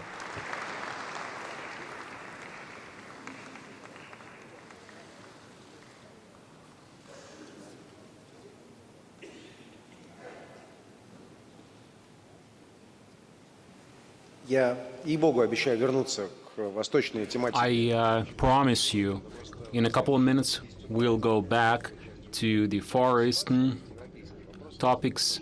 But as the European part of Russia is waking up, it's 10 a.m. there, I have to go back and I have to ask a question. As a journalist, I must ask this. In the last 3 or 4 days, there were at least a couple of theories about those 2 young people who went to the UK. Maybe they posed for photographs, those guys who, or maybe they were not professional, very unprofessional. Maybe there's a third theory. Well, we did take a picture at what these people are. We know who they are. We found them.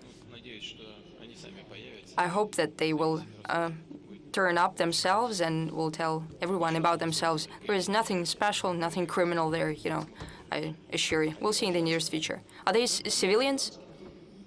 Are they civilians? Yes, they are civilians. Okay, so we'll keep waiting. I want to address them, actually, for them to hear us today. Let them come here to you, to the media, possibly. They should come to my office on Saturday. How about that? Mr. Putin, maybe you could keep your earpiece on because it will be easier for you to hear me this way. Let's go back to Korea and let's think about the day after tomorrow. Let's say North Korea says, we keep talking about North Korea, all the speakers mentioned North Korea and the development of the Far Eastern territories. A lot depends on North Korea. So let's say day after tomorrow, North Korea agrees to abandon missiles and nuclear weapons. Of course, they will require guarantees that their country will not be attacked. What kind of guarantees we might have. For example, Japan has this nuclear umbrella by the United States. What about North Korea? Can it have a nuclear umbrella? Who should provide it with such an umbrella? Is it the People's Republic of China or the Russian Federation? I'm asking the leaders of nuclear powers right now. Maybe President Xi could take this question.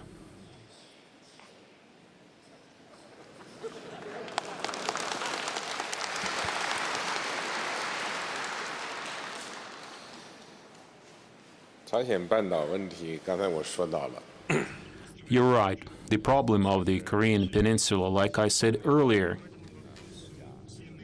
this is an issue in which all of our countries are involved.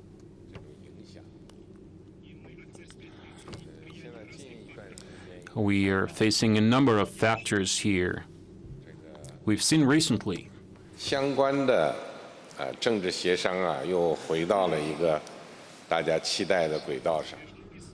political consultations have gone back to the old track. And right now we are faced with a situation where things are improving, and it was not easy for us to get to this point. All the parties involved, all the nations have to appreciate this.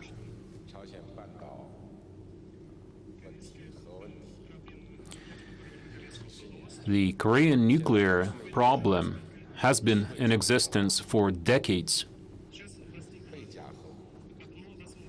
And now we have a window of opportunity. We have to treasure this. We have to be confident. Without such confidence, it would be impossible for us to make progress on this issue. So it's really important. Confidence is really important. Second, patience.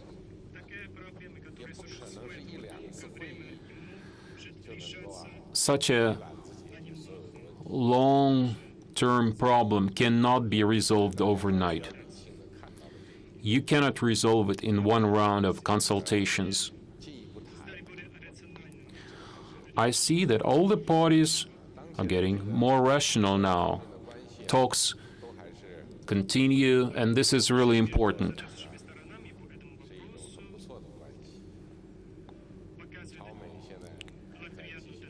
We see positive trends in talks. Contacts between Pyongyang and Washington continue. North Korea and South Korea continue talking to each other, and soon there will be a new meeting between the leaders of North Korea and South Korea. China, too, keeps talking to North Korea. We promote denuclearization. We continue our interaction on this track. Prime Minister Abe and I discussed this issue earlier today. We all continue active consultations on this issue.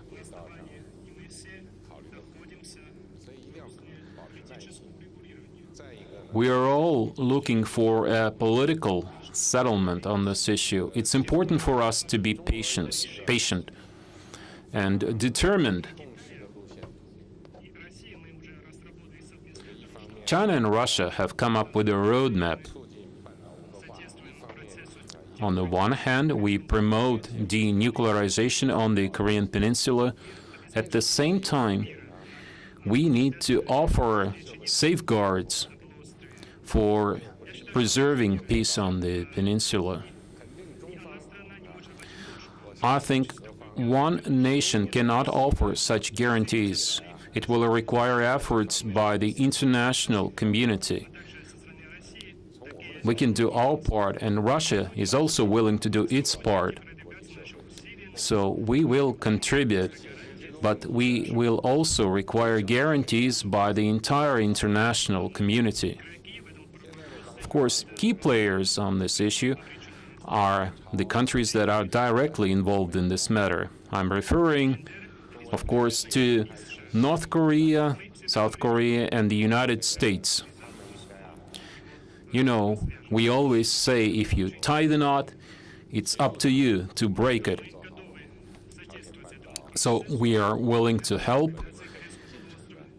to denuclearize the Korean Peninsula and promote peace. And I strongly believe that our joint efforts will eventually help us achieve this goal. Thank you.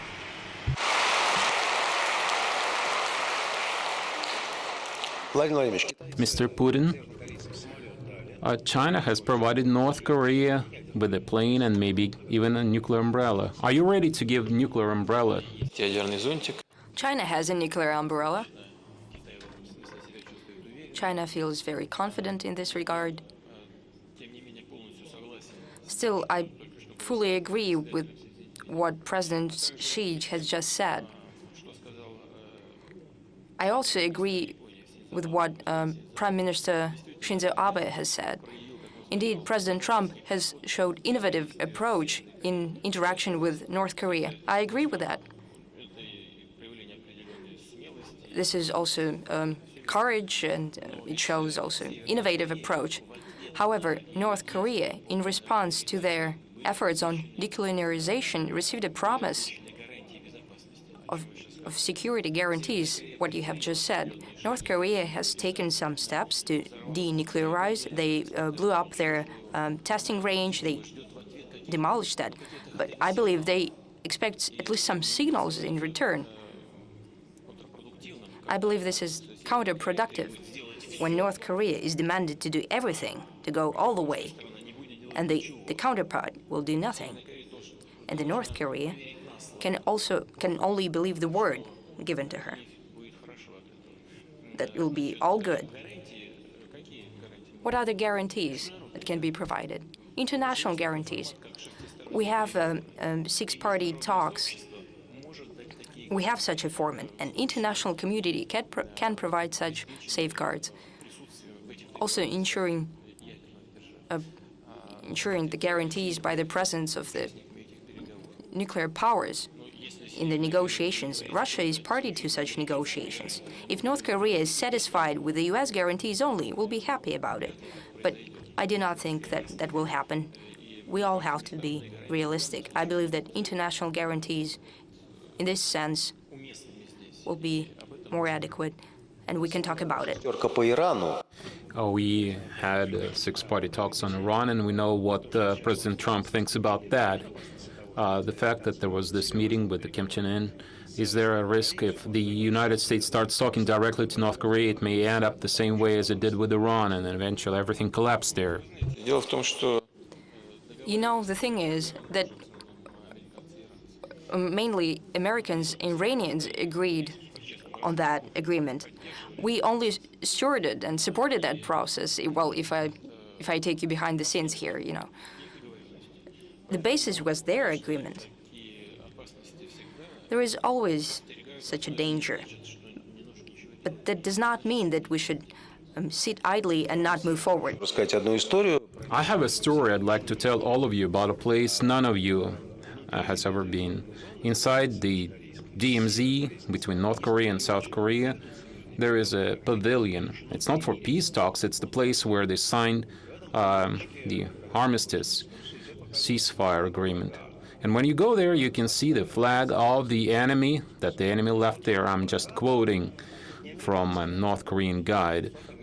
And this is the flag of the United Nations, because that is the flag that those forces fought under. Actually, if you look at the makeup of UN forces there, they were Ethiopian soldiers there, Colombian soldiers there, I'm mentioning just some of the nations. So we don't really know who should sign the peace treaty. I have a question for Prime Minister Lee. The fact that it was UN forces, they had the UN flag, and actually those are American troops that are deployed there. Does this affect your talks with the North? For example, you make an agreement with the North to build a railroad. Will you be free? Will it be up to you, Koreans, to make an agreement on how you are going to cross the border, or this buffer, the United States will dictate to you what you can do and what you can't, like build railroad is okay, but the pipeline will not be okay, or vice versa? 예, 우선 철도 문제는 현재 First of all, I'd like to tell you that a railroad cooperation is currently at a stage where we study this matter on both sides. According to the procedure, the UN leadership is involved in this process, yet this is not an obstacle, because both North Korea and South Korea are UN members. They joined the United Nations simultaneously. So let's say if and when the peace treaty between North and South is signed, will the UN buffer zone remain along the DMZ line? 그것은 앞으로의 협의가 어떻게 될 것이냐의 문제일 것입니다만. I think this question will be discussed in the future. It's subject to further discussion. Of course, the UN force is a peacekeeping force.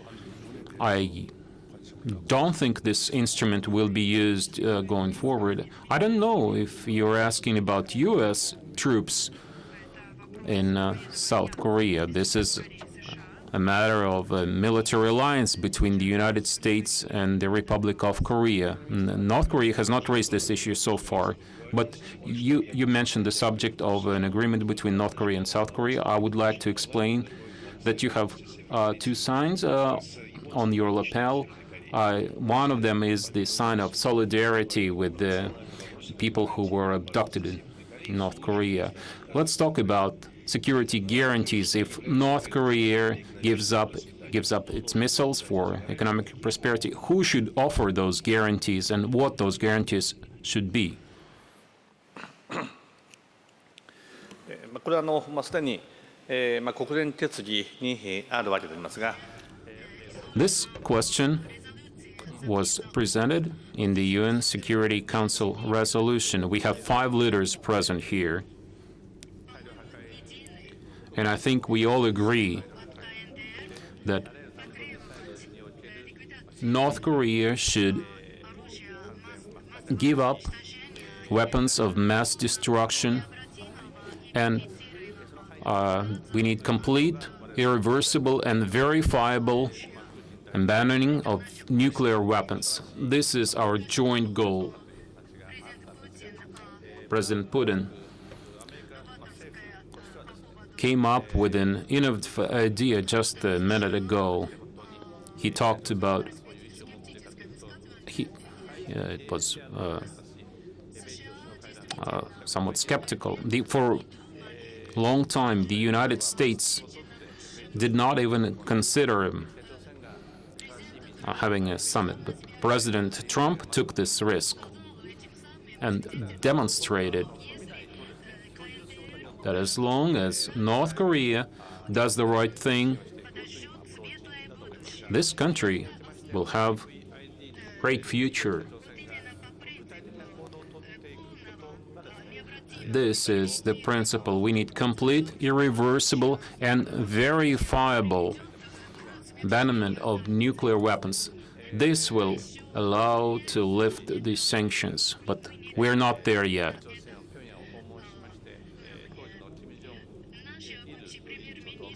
Our former Prime Minister Koizumi had a meeting with Kim Jong-un, and both leaders have adopted the Pyongyang Declaration, which said that the matter of kidnapping Japanese citizens and the missile problem should be resolved, and we need to sign an agreement on normalizing diplomatic relations between our countries. We have the main treaty with the fundamental treaty between Japan and South Korea.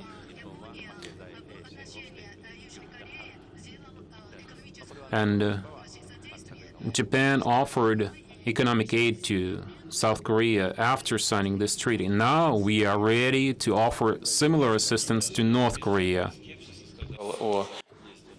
I was not skeptic about the actions of President Trump. I was not ironic about that. I indeed believe that President Trump showed political courage and he was bold in his actions. But if North Korea is doing something to denuclearize, it expects something in return and not just issues of full denuclearization and without solving the issue of providing guarantees. This is just logic. Ms.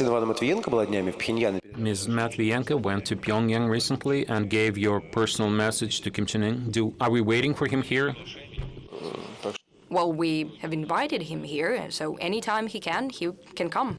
All right. Let's switch to another subject for now. I think we're clear about Korea. Mr. Abe is sitting next to me, and I would like to ask this question. We have lots of examples from business, and to us, taxpayers, we would like to see something we can see, like the bridge between Sakhalin and Hokkaido. How realistic are such projects?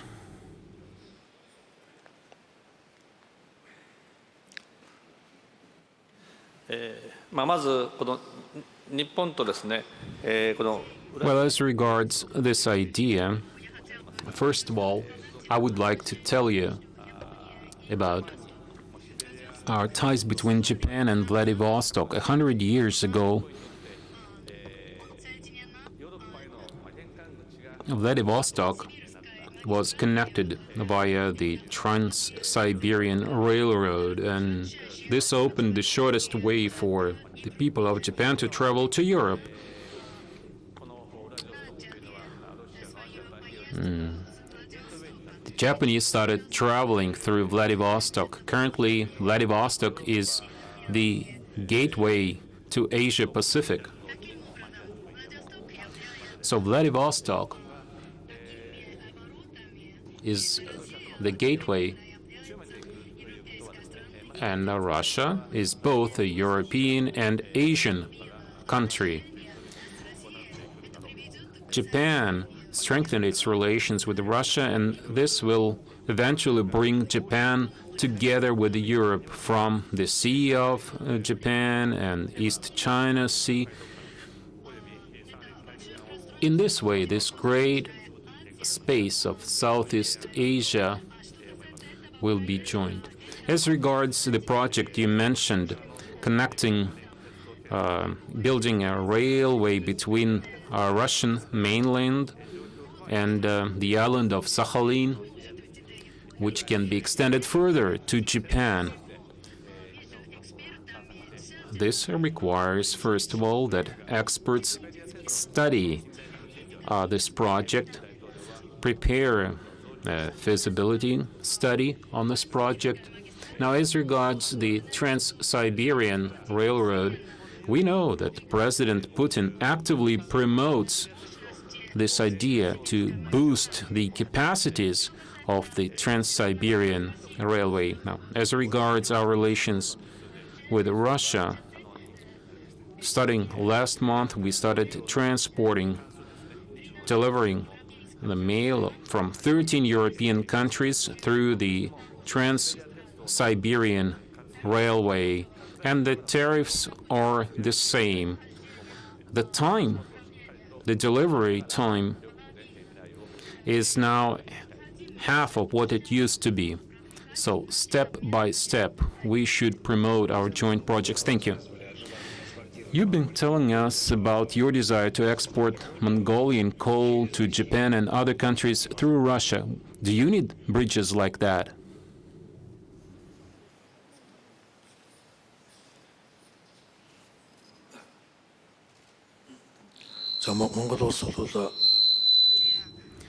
Mongolia has lots of resources, natural resources, but we don't have access to the sea. And like I said in my speech, our key partners are China, We would like to work with Japan and Korea through Russia. We've signed an agreement for a 25-year period of coal exports to other countries at a reduced price. And I think that the population in our region will increase dramatically by 2030. Energy consumption will also increase. We want to abandon coal power plants and maybe build nuclear power plants instead. At the same time, we also promote the idea of building what we call the supergrid for this entire region.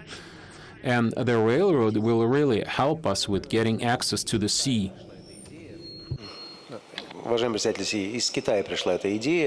This idea came from China, one belt, one road, so we're coming back to this idea. The projects you just mentioned, are they in line with what you're suggesting? And do you think this has much in common with Eurosec? What does this mean on a practical level?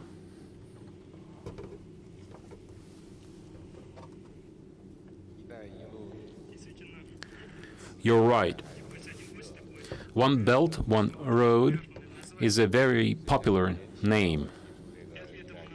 5 years ago, I came up with this initiative, One Belt.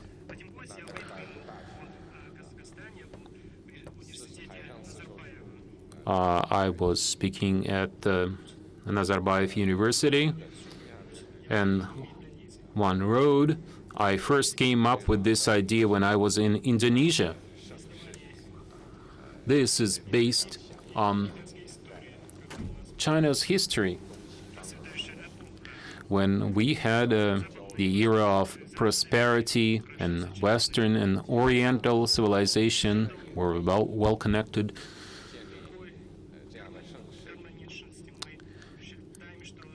given this harmony, we think we can have something similar today. We can have the same age of prosperity with the long-term peace, harmony.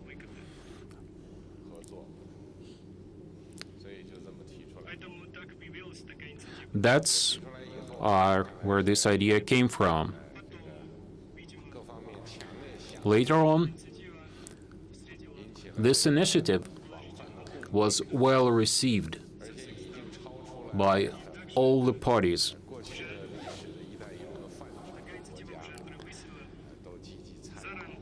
And now it is beyond this historical context, and more countries are now interested in this project. A couple of years ago, we organized the One Belt, One Road Forum, and next year we'll have another forum like that in China. This will take place in Beijing next spring. In the course of these 5 years, the countries that are located along this road, our trade with those countries is over $5 trillion. This is a real result. Our investment in other countries amount to $60 billion. What we did for those countries, we built about 200,000 new jobs. And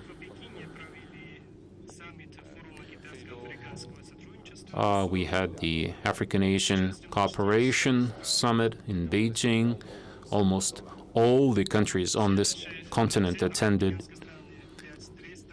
All those African countries that we have diplomatic ties with attended this forum in Beijing, and we signed the final document with them on the One Belt, One Road initiative. We also signed a number of bilateral documents. These are all results of our cooperation. Now, as regards our cooperation with Russia and Japan as part of the One Belt, One Road project, It is also being harmonized with the EU, with Mongolia. We're working on all this. And our cooperation has been quite successful. We can see some results even now. We prepared even more ambitious programs for the future. We have a number of important projects coming up.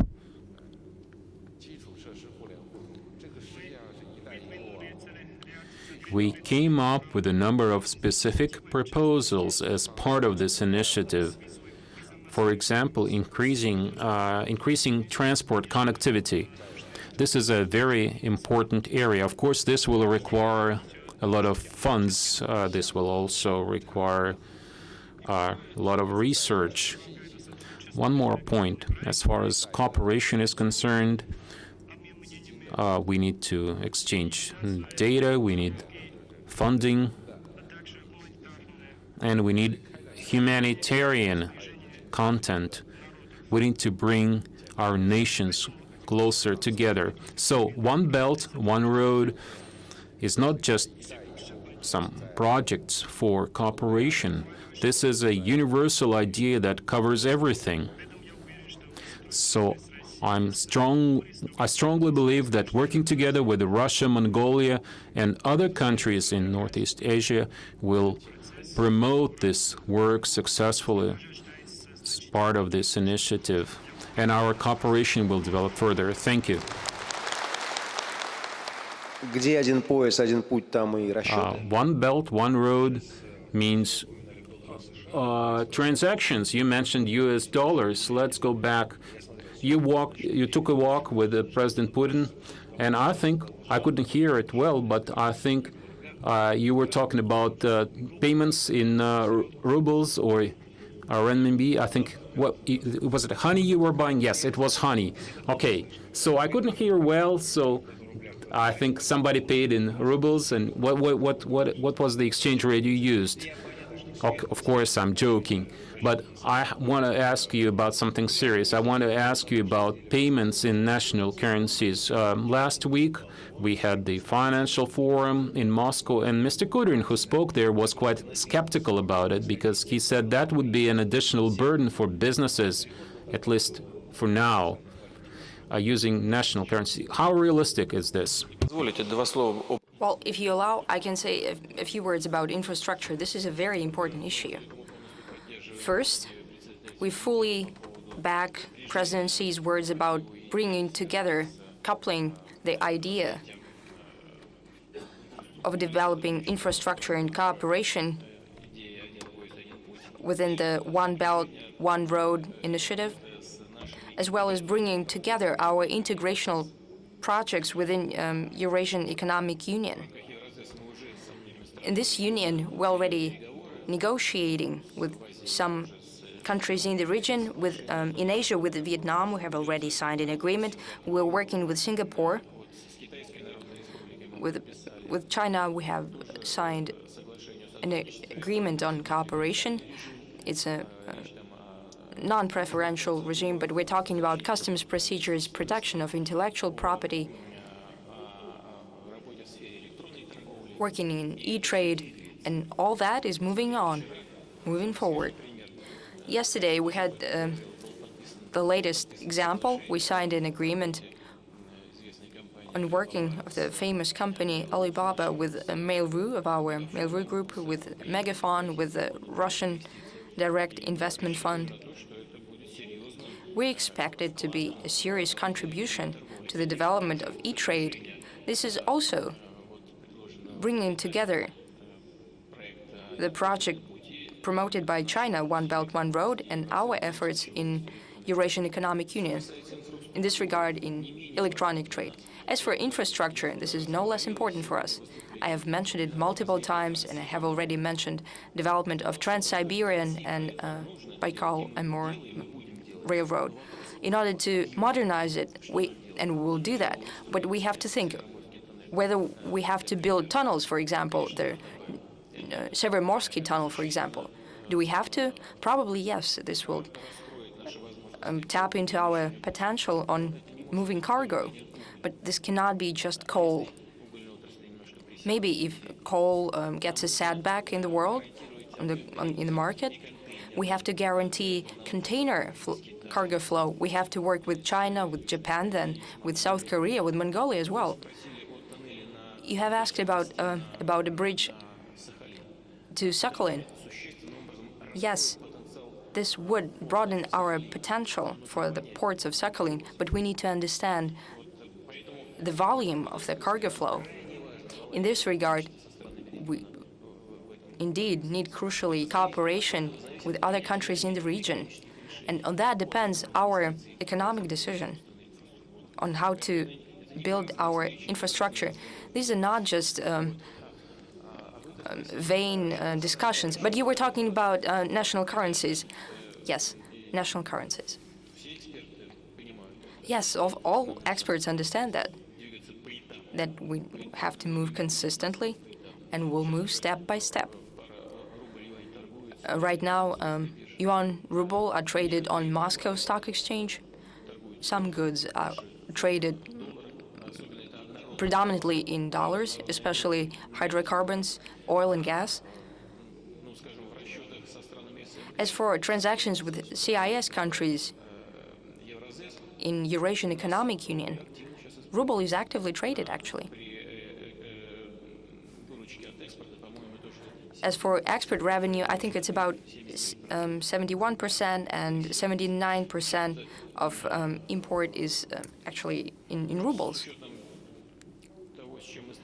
Considering the challenges that we have in transaction in dollars, more and more countries do wish to trade in national currencies. Yes, there are limitations, and what was said before, that has to do primarily with trading in oil and gas, in petrochemicals.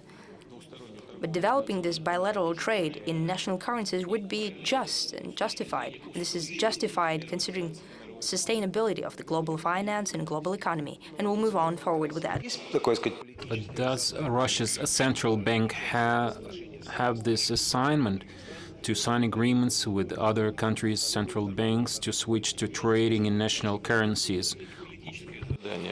This is not a political task, this is an economical task. I would ask Japanese Prime Minister, the President of Mongolia, and the Prime Minister of Korea to comment on this issue. What do you think about trading in national currencies? Mr. Abe, let's start with you. 通貨についてはその為替の問題があるわけでありまして、どの国もですね、為替の変動によってさまざまなリスクを抱えているわけであってですね。All the countries face this risk. However, if you switch to national currencies, transactions in national currencies, you will be able to avoid this risk. In Japan, national trade is done in dollars. In some cases, we use the Japanese currency, but this is not a political issue. We have to consider economic factors, whether it's profitable. Now, as regards volatility with the exchange rate,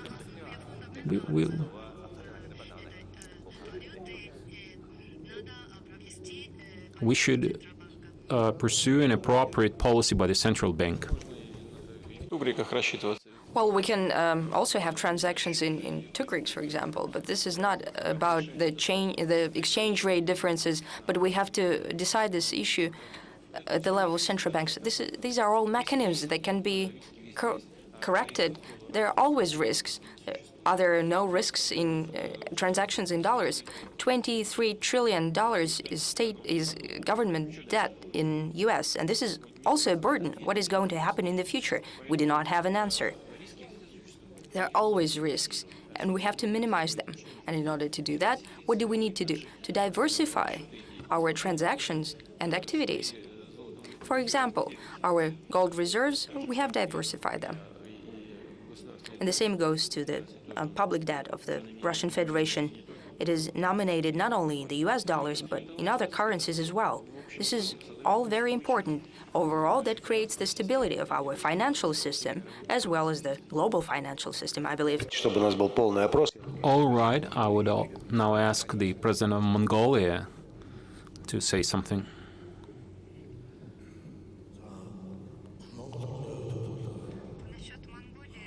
As far as Mongolia is concerned,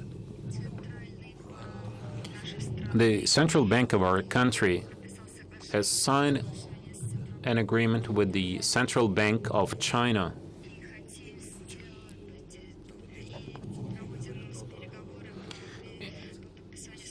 We're now in talks with the Central Bank of Russia as well. Of course, there are certain risks involved. Our priority is to sign such a swap agreement with our neighbors, and we can also develop trade with Japan in yen.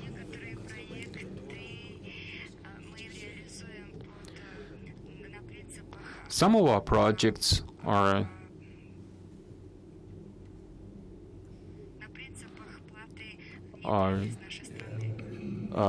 done. We pay by offering mineral resources from our country. There is a lot of volatility around the world, all sorts of unstable situations, and we have to consider whether this or that currency can be used to address such changes in the environment. I have a lot of colleagues here in this room, colleagues of mine, people who can explain everything but don't want to do so. But we've been working for 2.5 hours, and I would like to ask all of you in conclusion to comment on the following issue. Take any issue in Asia, things we discussed today, but we always talk about the past. It was worse or it was better. We have the country, the superpower that is about to withdraw from the WTO, and the Trans-Pacific Partnership failed.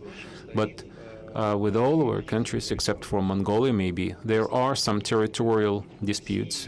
There are questions that Japan has for Russia. There are certain discussions between Japan and China, maybe Korea too. Maybe we could achieve a new level in our region, in politics and in the economy, if we could maybe forget about ourselves for a minute or come to some kind of consensus on territorial disputes. There used to be a situation like that in Europe. They had similar disputes. So maybe this is the litmus test. Maybe this is a springboard that will take us to a new reality. I would ask all of you to say a few words about this issue, whoever wants to go first, because I'm even afraid to nominate the candidate. Maybe we start with Prime Minister Abe, because he raised this subject first in our meeting today.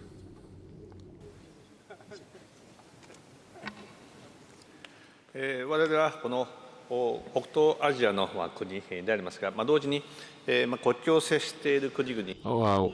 We are all located in Northeast Asia. We don't have a border with Mongolia, but we do have a common border with Russia, North Korea, and China. Of course, neighbors should be friends. Neighbors should cooperate.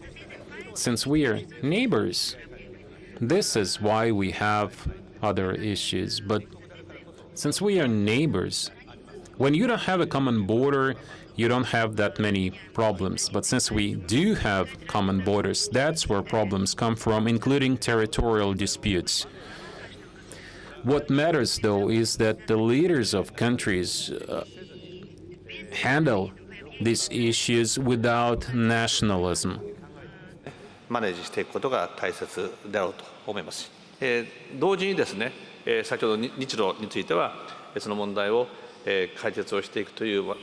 Japan and Russia do agree, and both President Putin and myself are determined to resolve our territorial disputes.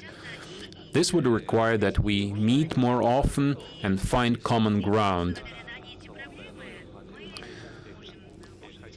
It is because we have these problems that we can see each other more often and deal with these issues together. We can discuss ways to resolve these issues.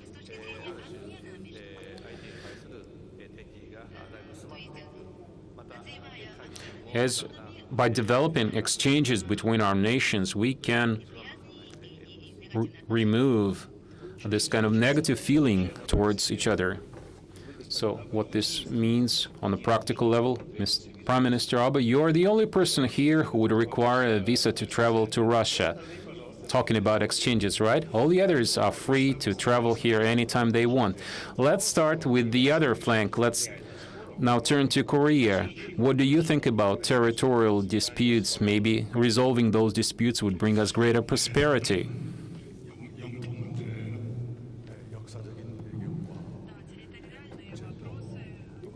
Right. Territorial disputes have long history. And there are international rules and criteria for such disputes. So I think we should resolve such disputes wisely based on such documents. Deng Xiaoping, the leader of China, said once that if this generation is not wise enough to resolve this matter, it is up to the next generation to get it resolved, even if it takes time. Still, I think we need to be wise.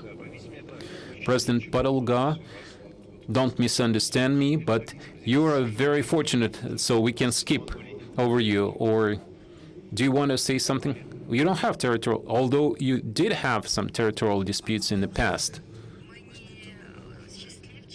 Well, I wouldn't call us fortunate. It's just because we were able to. We joined the United Nations, and it was in the United Nations that we were able to do that. We used to have territorial disputes with China, but we signed an agreement with China. That's why we don't have any territorial disputes with our neighbors. So in Russian, you might say, we were not fortunate. It's because of our smart policies. Our diplomats did great job. Yes, we can share our experience with you. Maybe you could take this question now, and then I will turn to the president of my country. Do you think that our countries can achieve greater prosperity if they resolve those issues?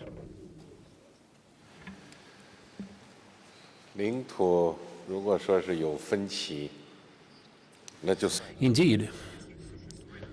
If there are territorial disputes, they do create problems.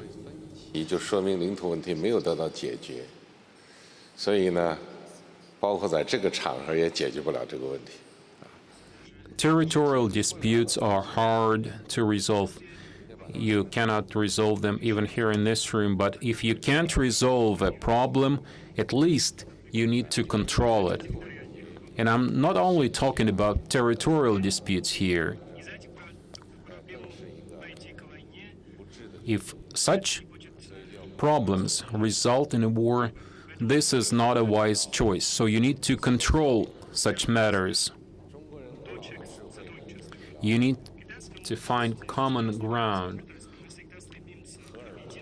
There is a Chinese saying, you need to maintain unity while preserving diversity.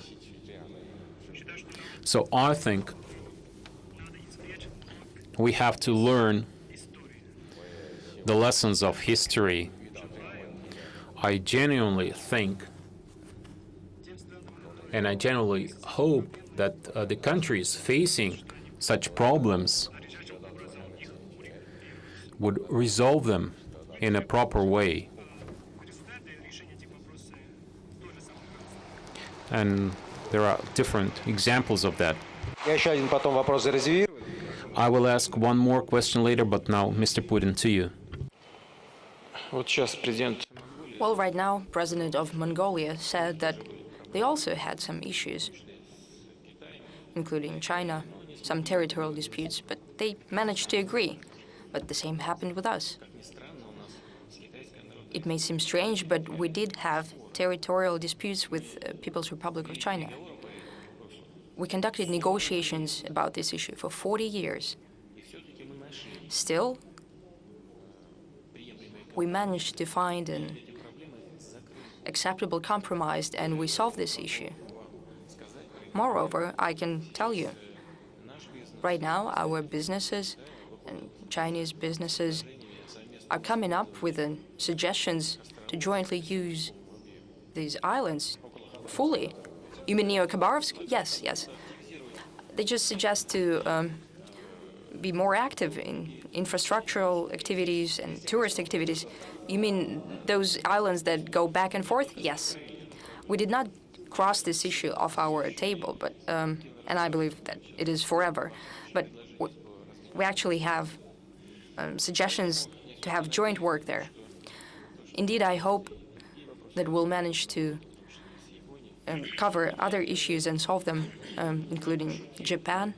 It was no joke when I said that in order to sign a peace treaty with no prerequisites, we can actually sign it with a clause that we can solve other issues in the future, and we can cross everything off the list when we have some hurdles in our relations. With Prime Minister Abe, we have agreed to organize our joint economic work in the islands. We need to create an environment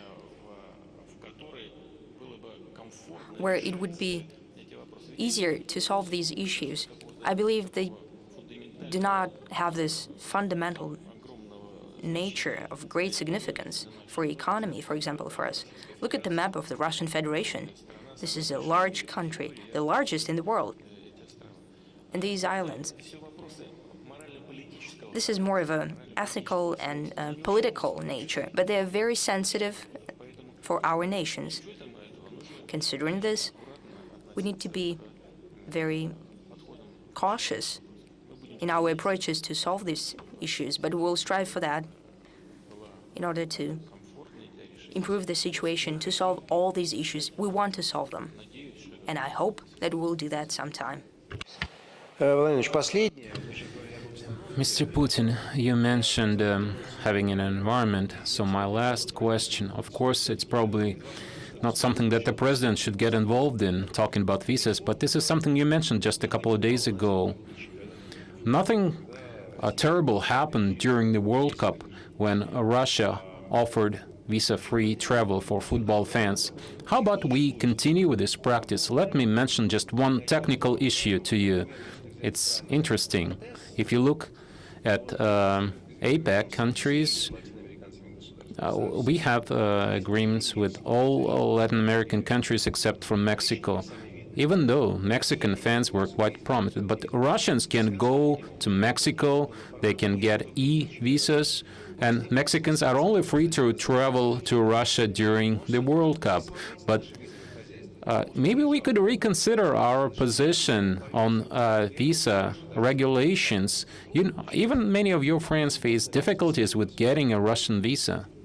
It's too complicated. I'm all for it. Lavrov is against it. He's sitting here, and I have to listen to the specialist's opinion. As officers of the foreign ministry tell me, these issues are mainly solved through reciprocity. Right now, this is the situation that we have. Still, we will try to dismantle all visa barriers. Well, if Shinzo has to get a visa, we'll give him a 5 or 10-year visa, you know. You know, we achieved something.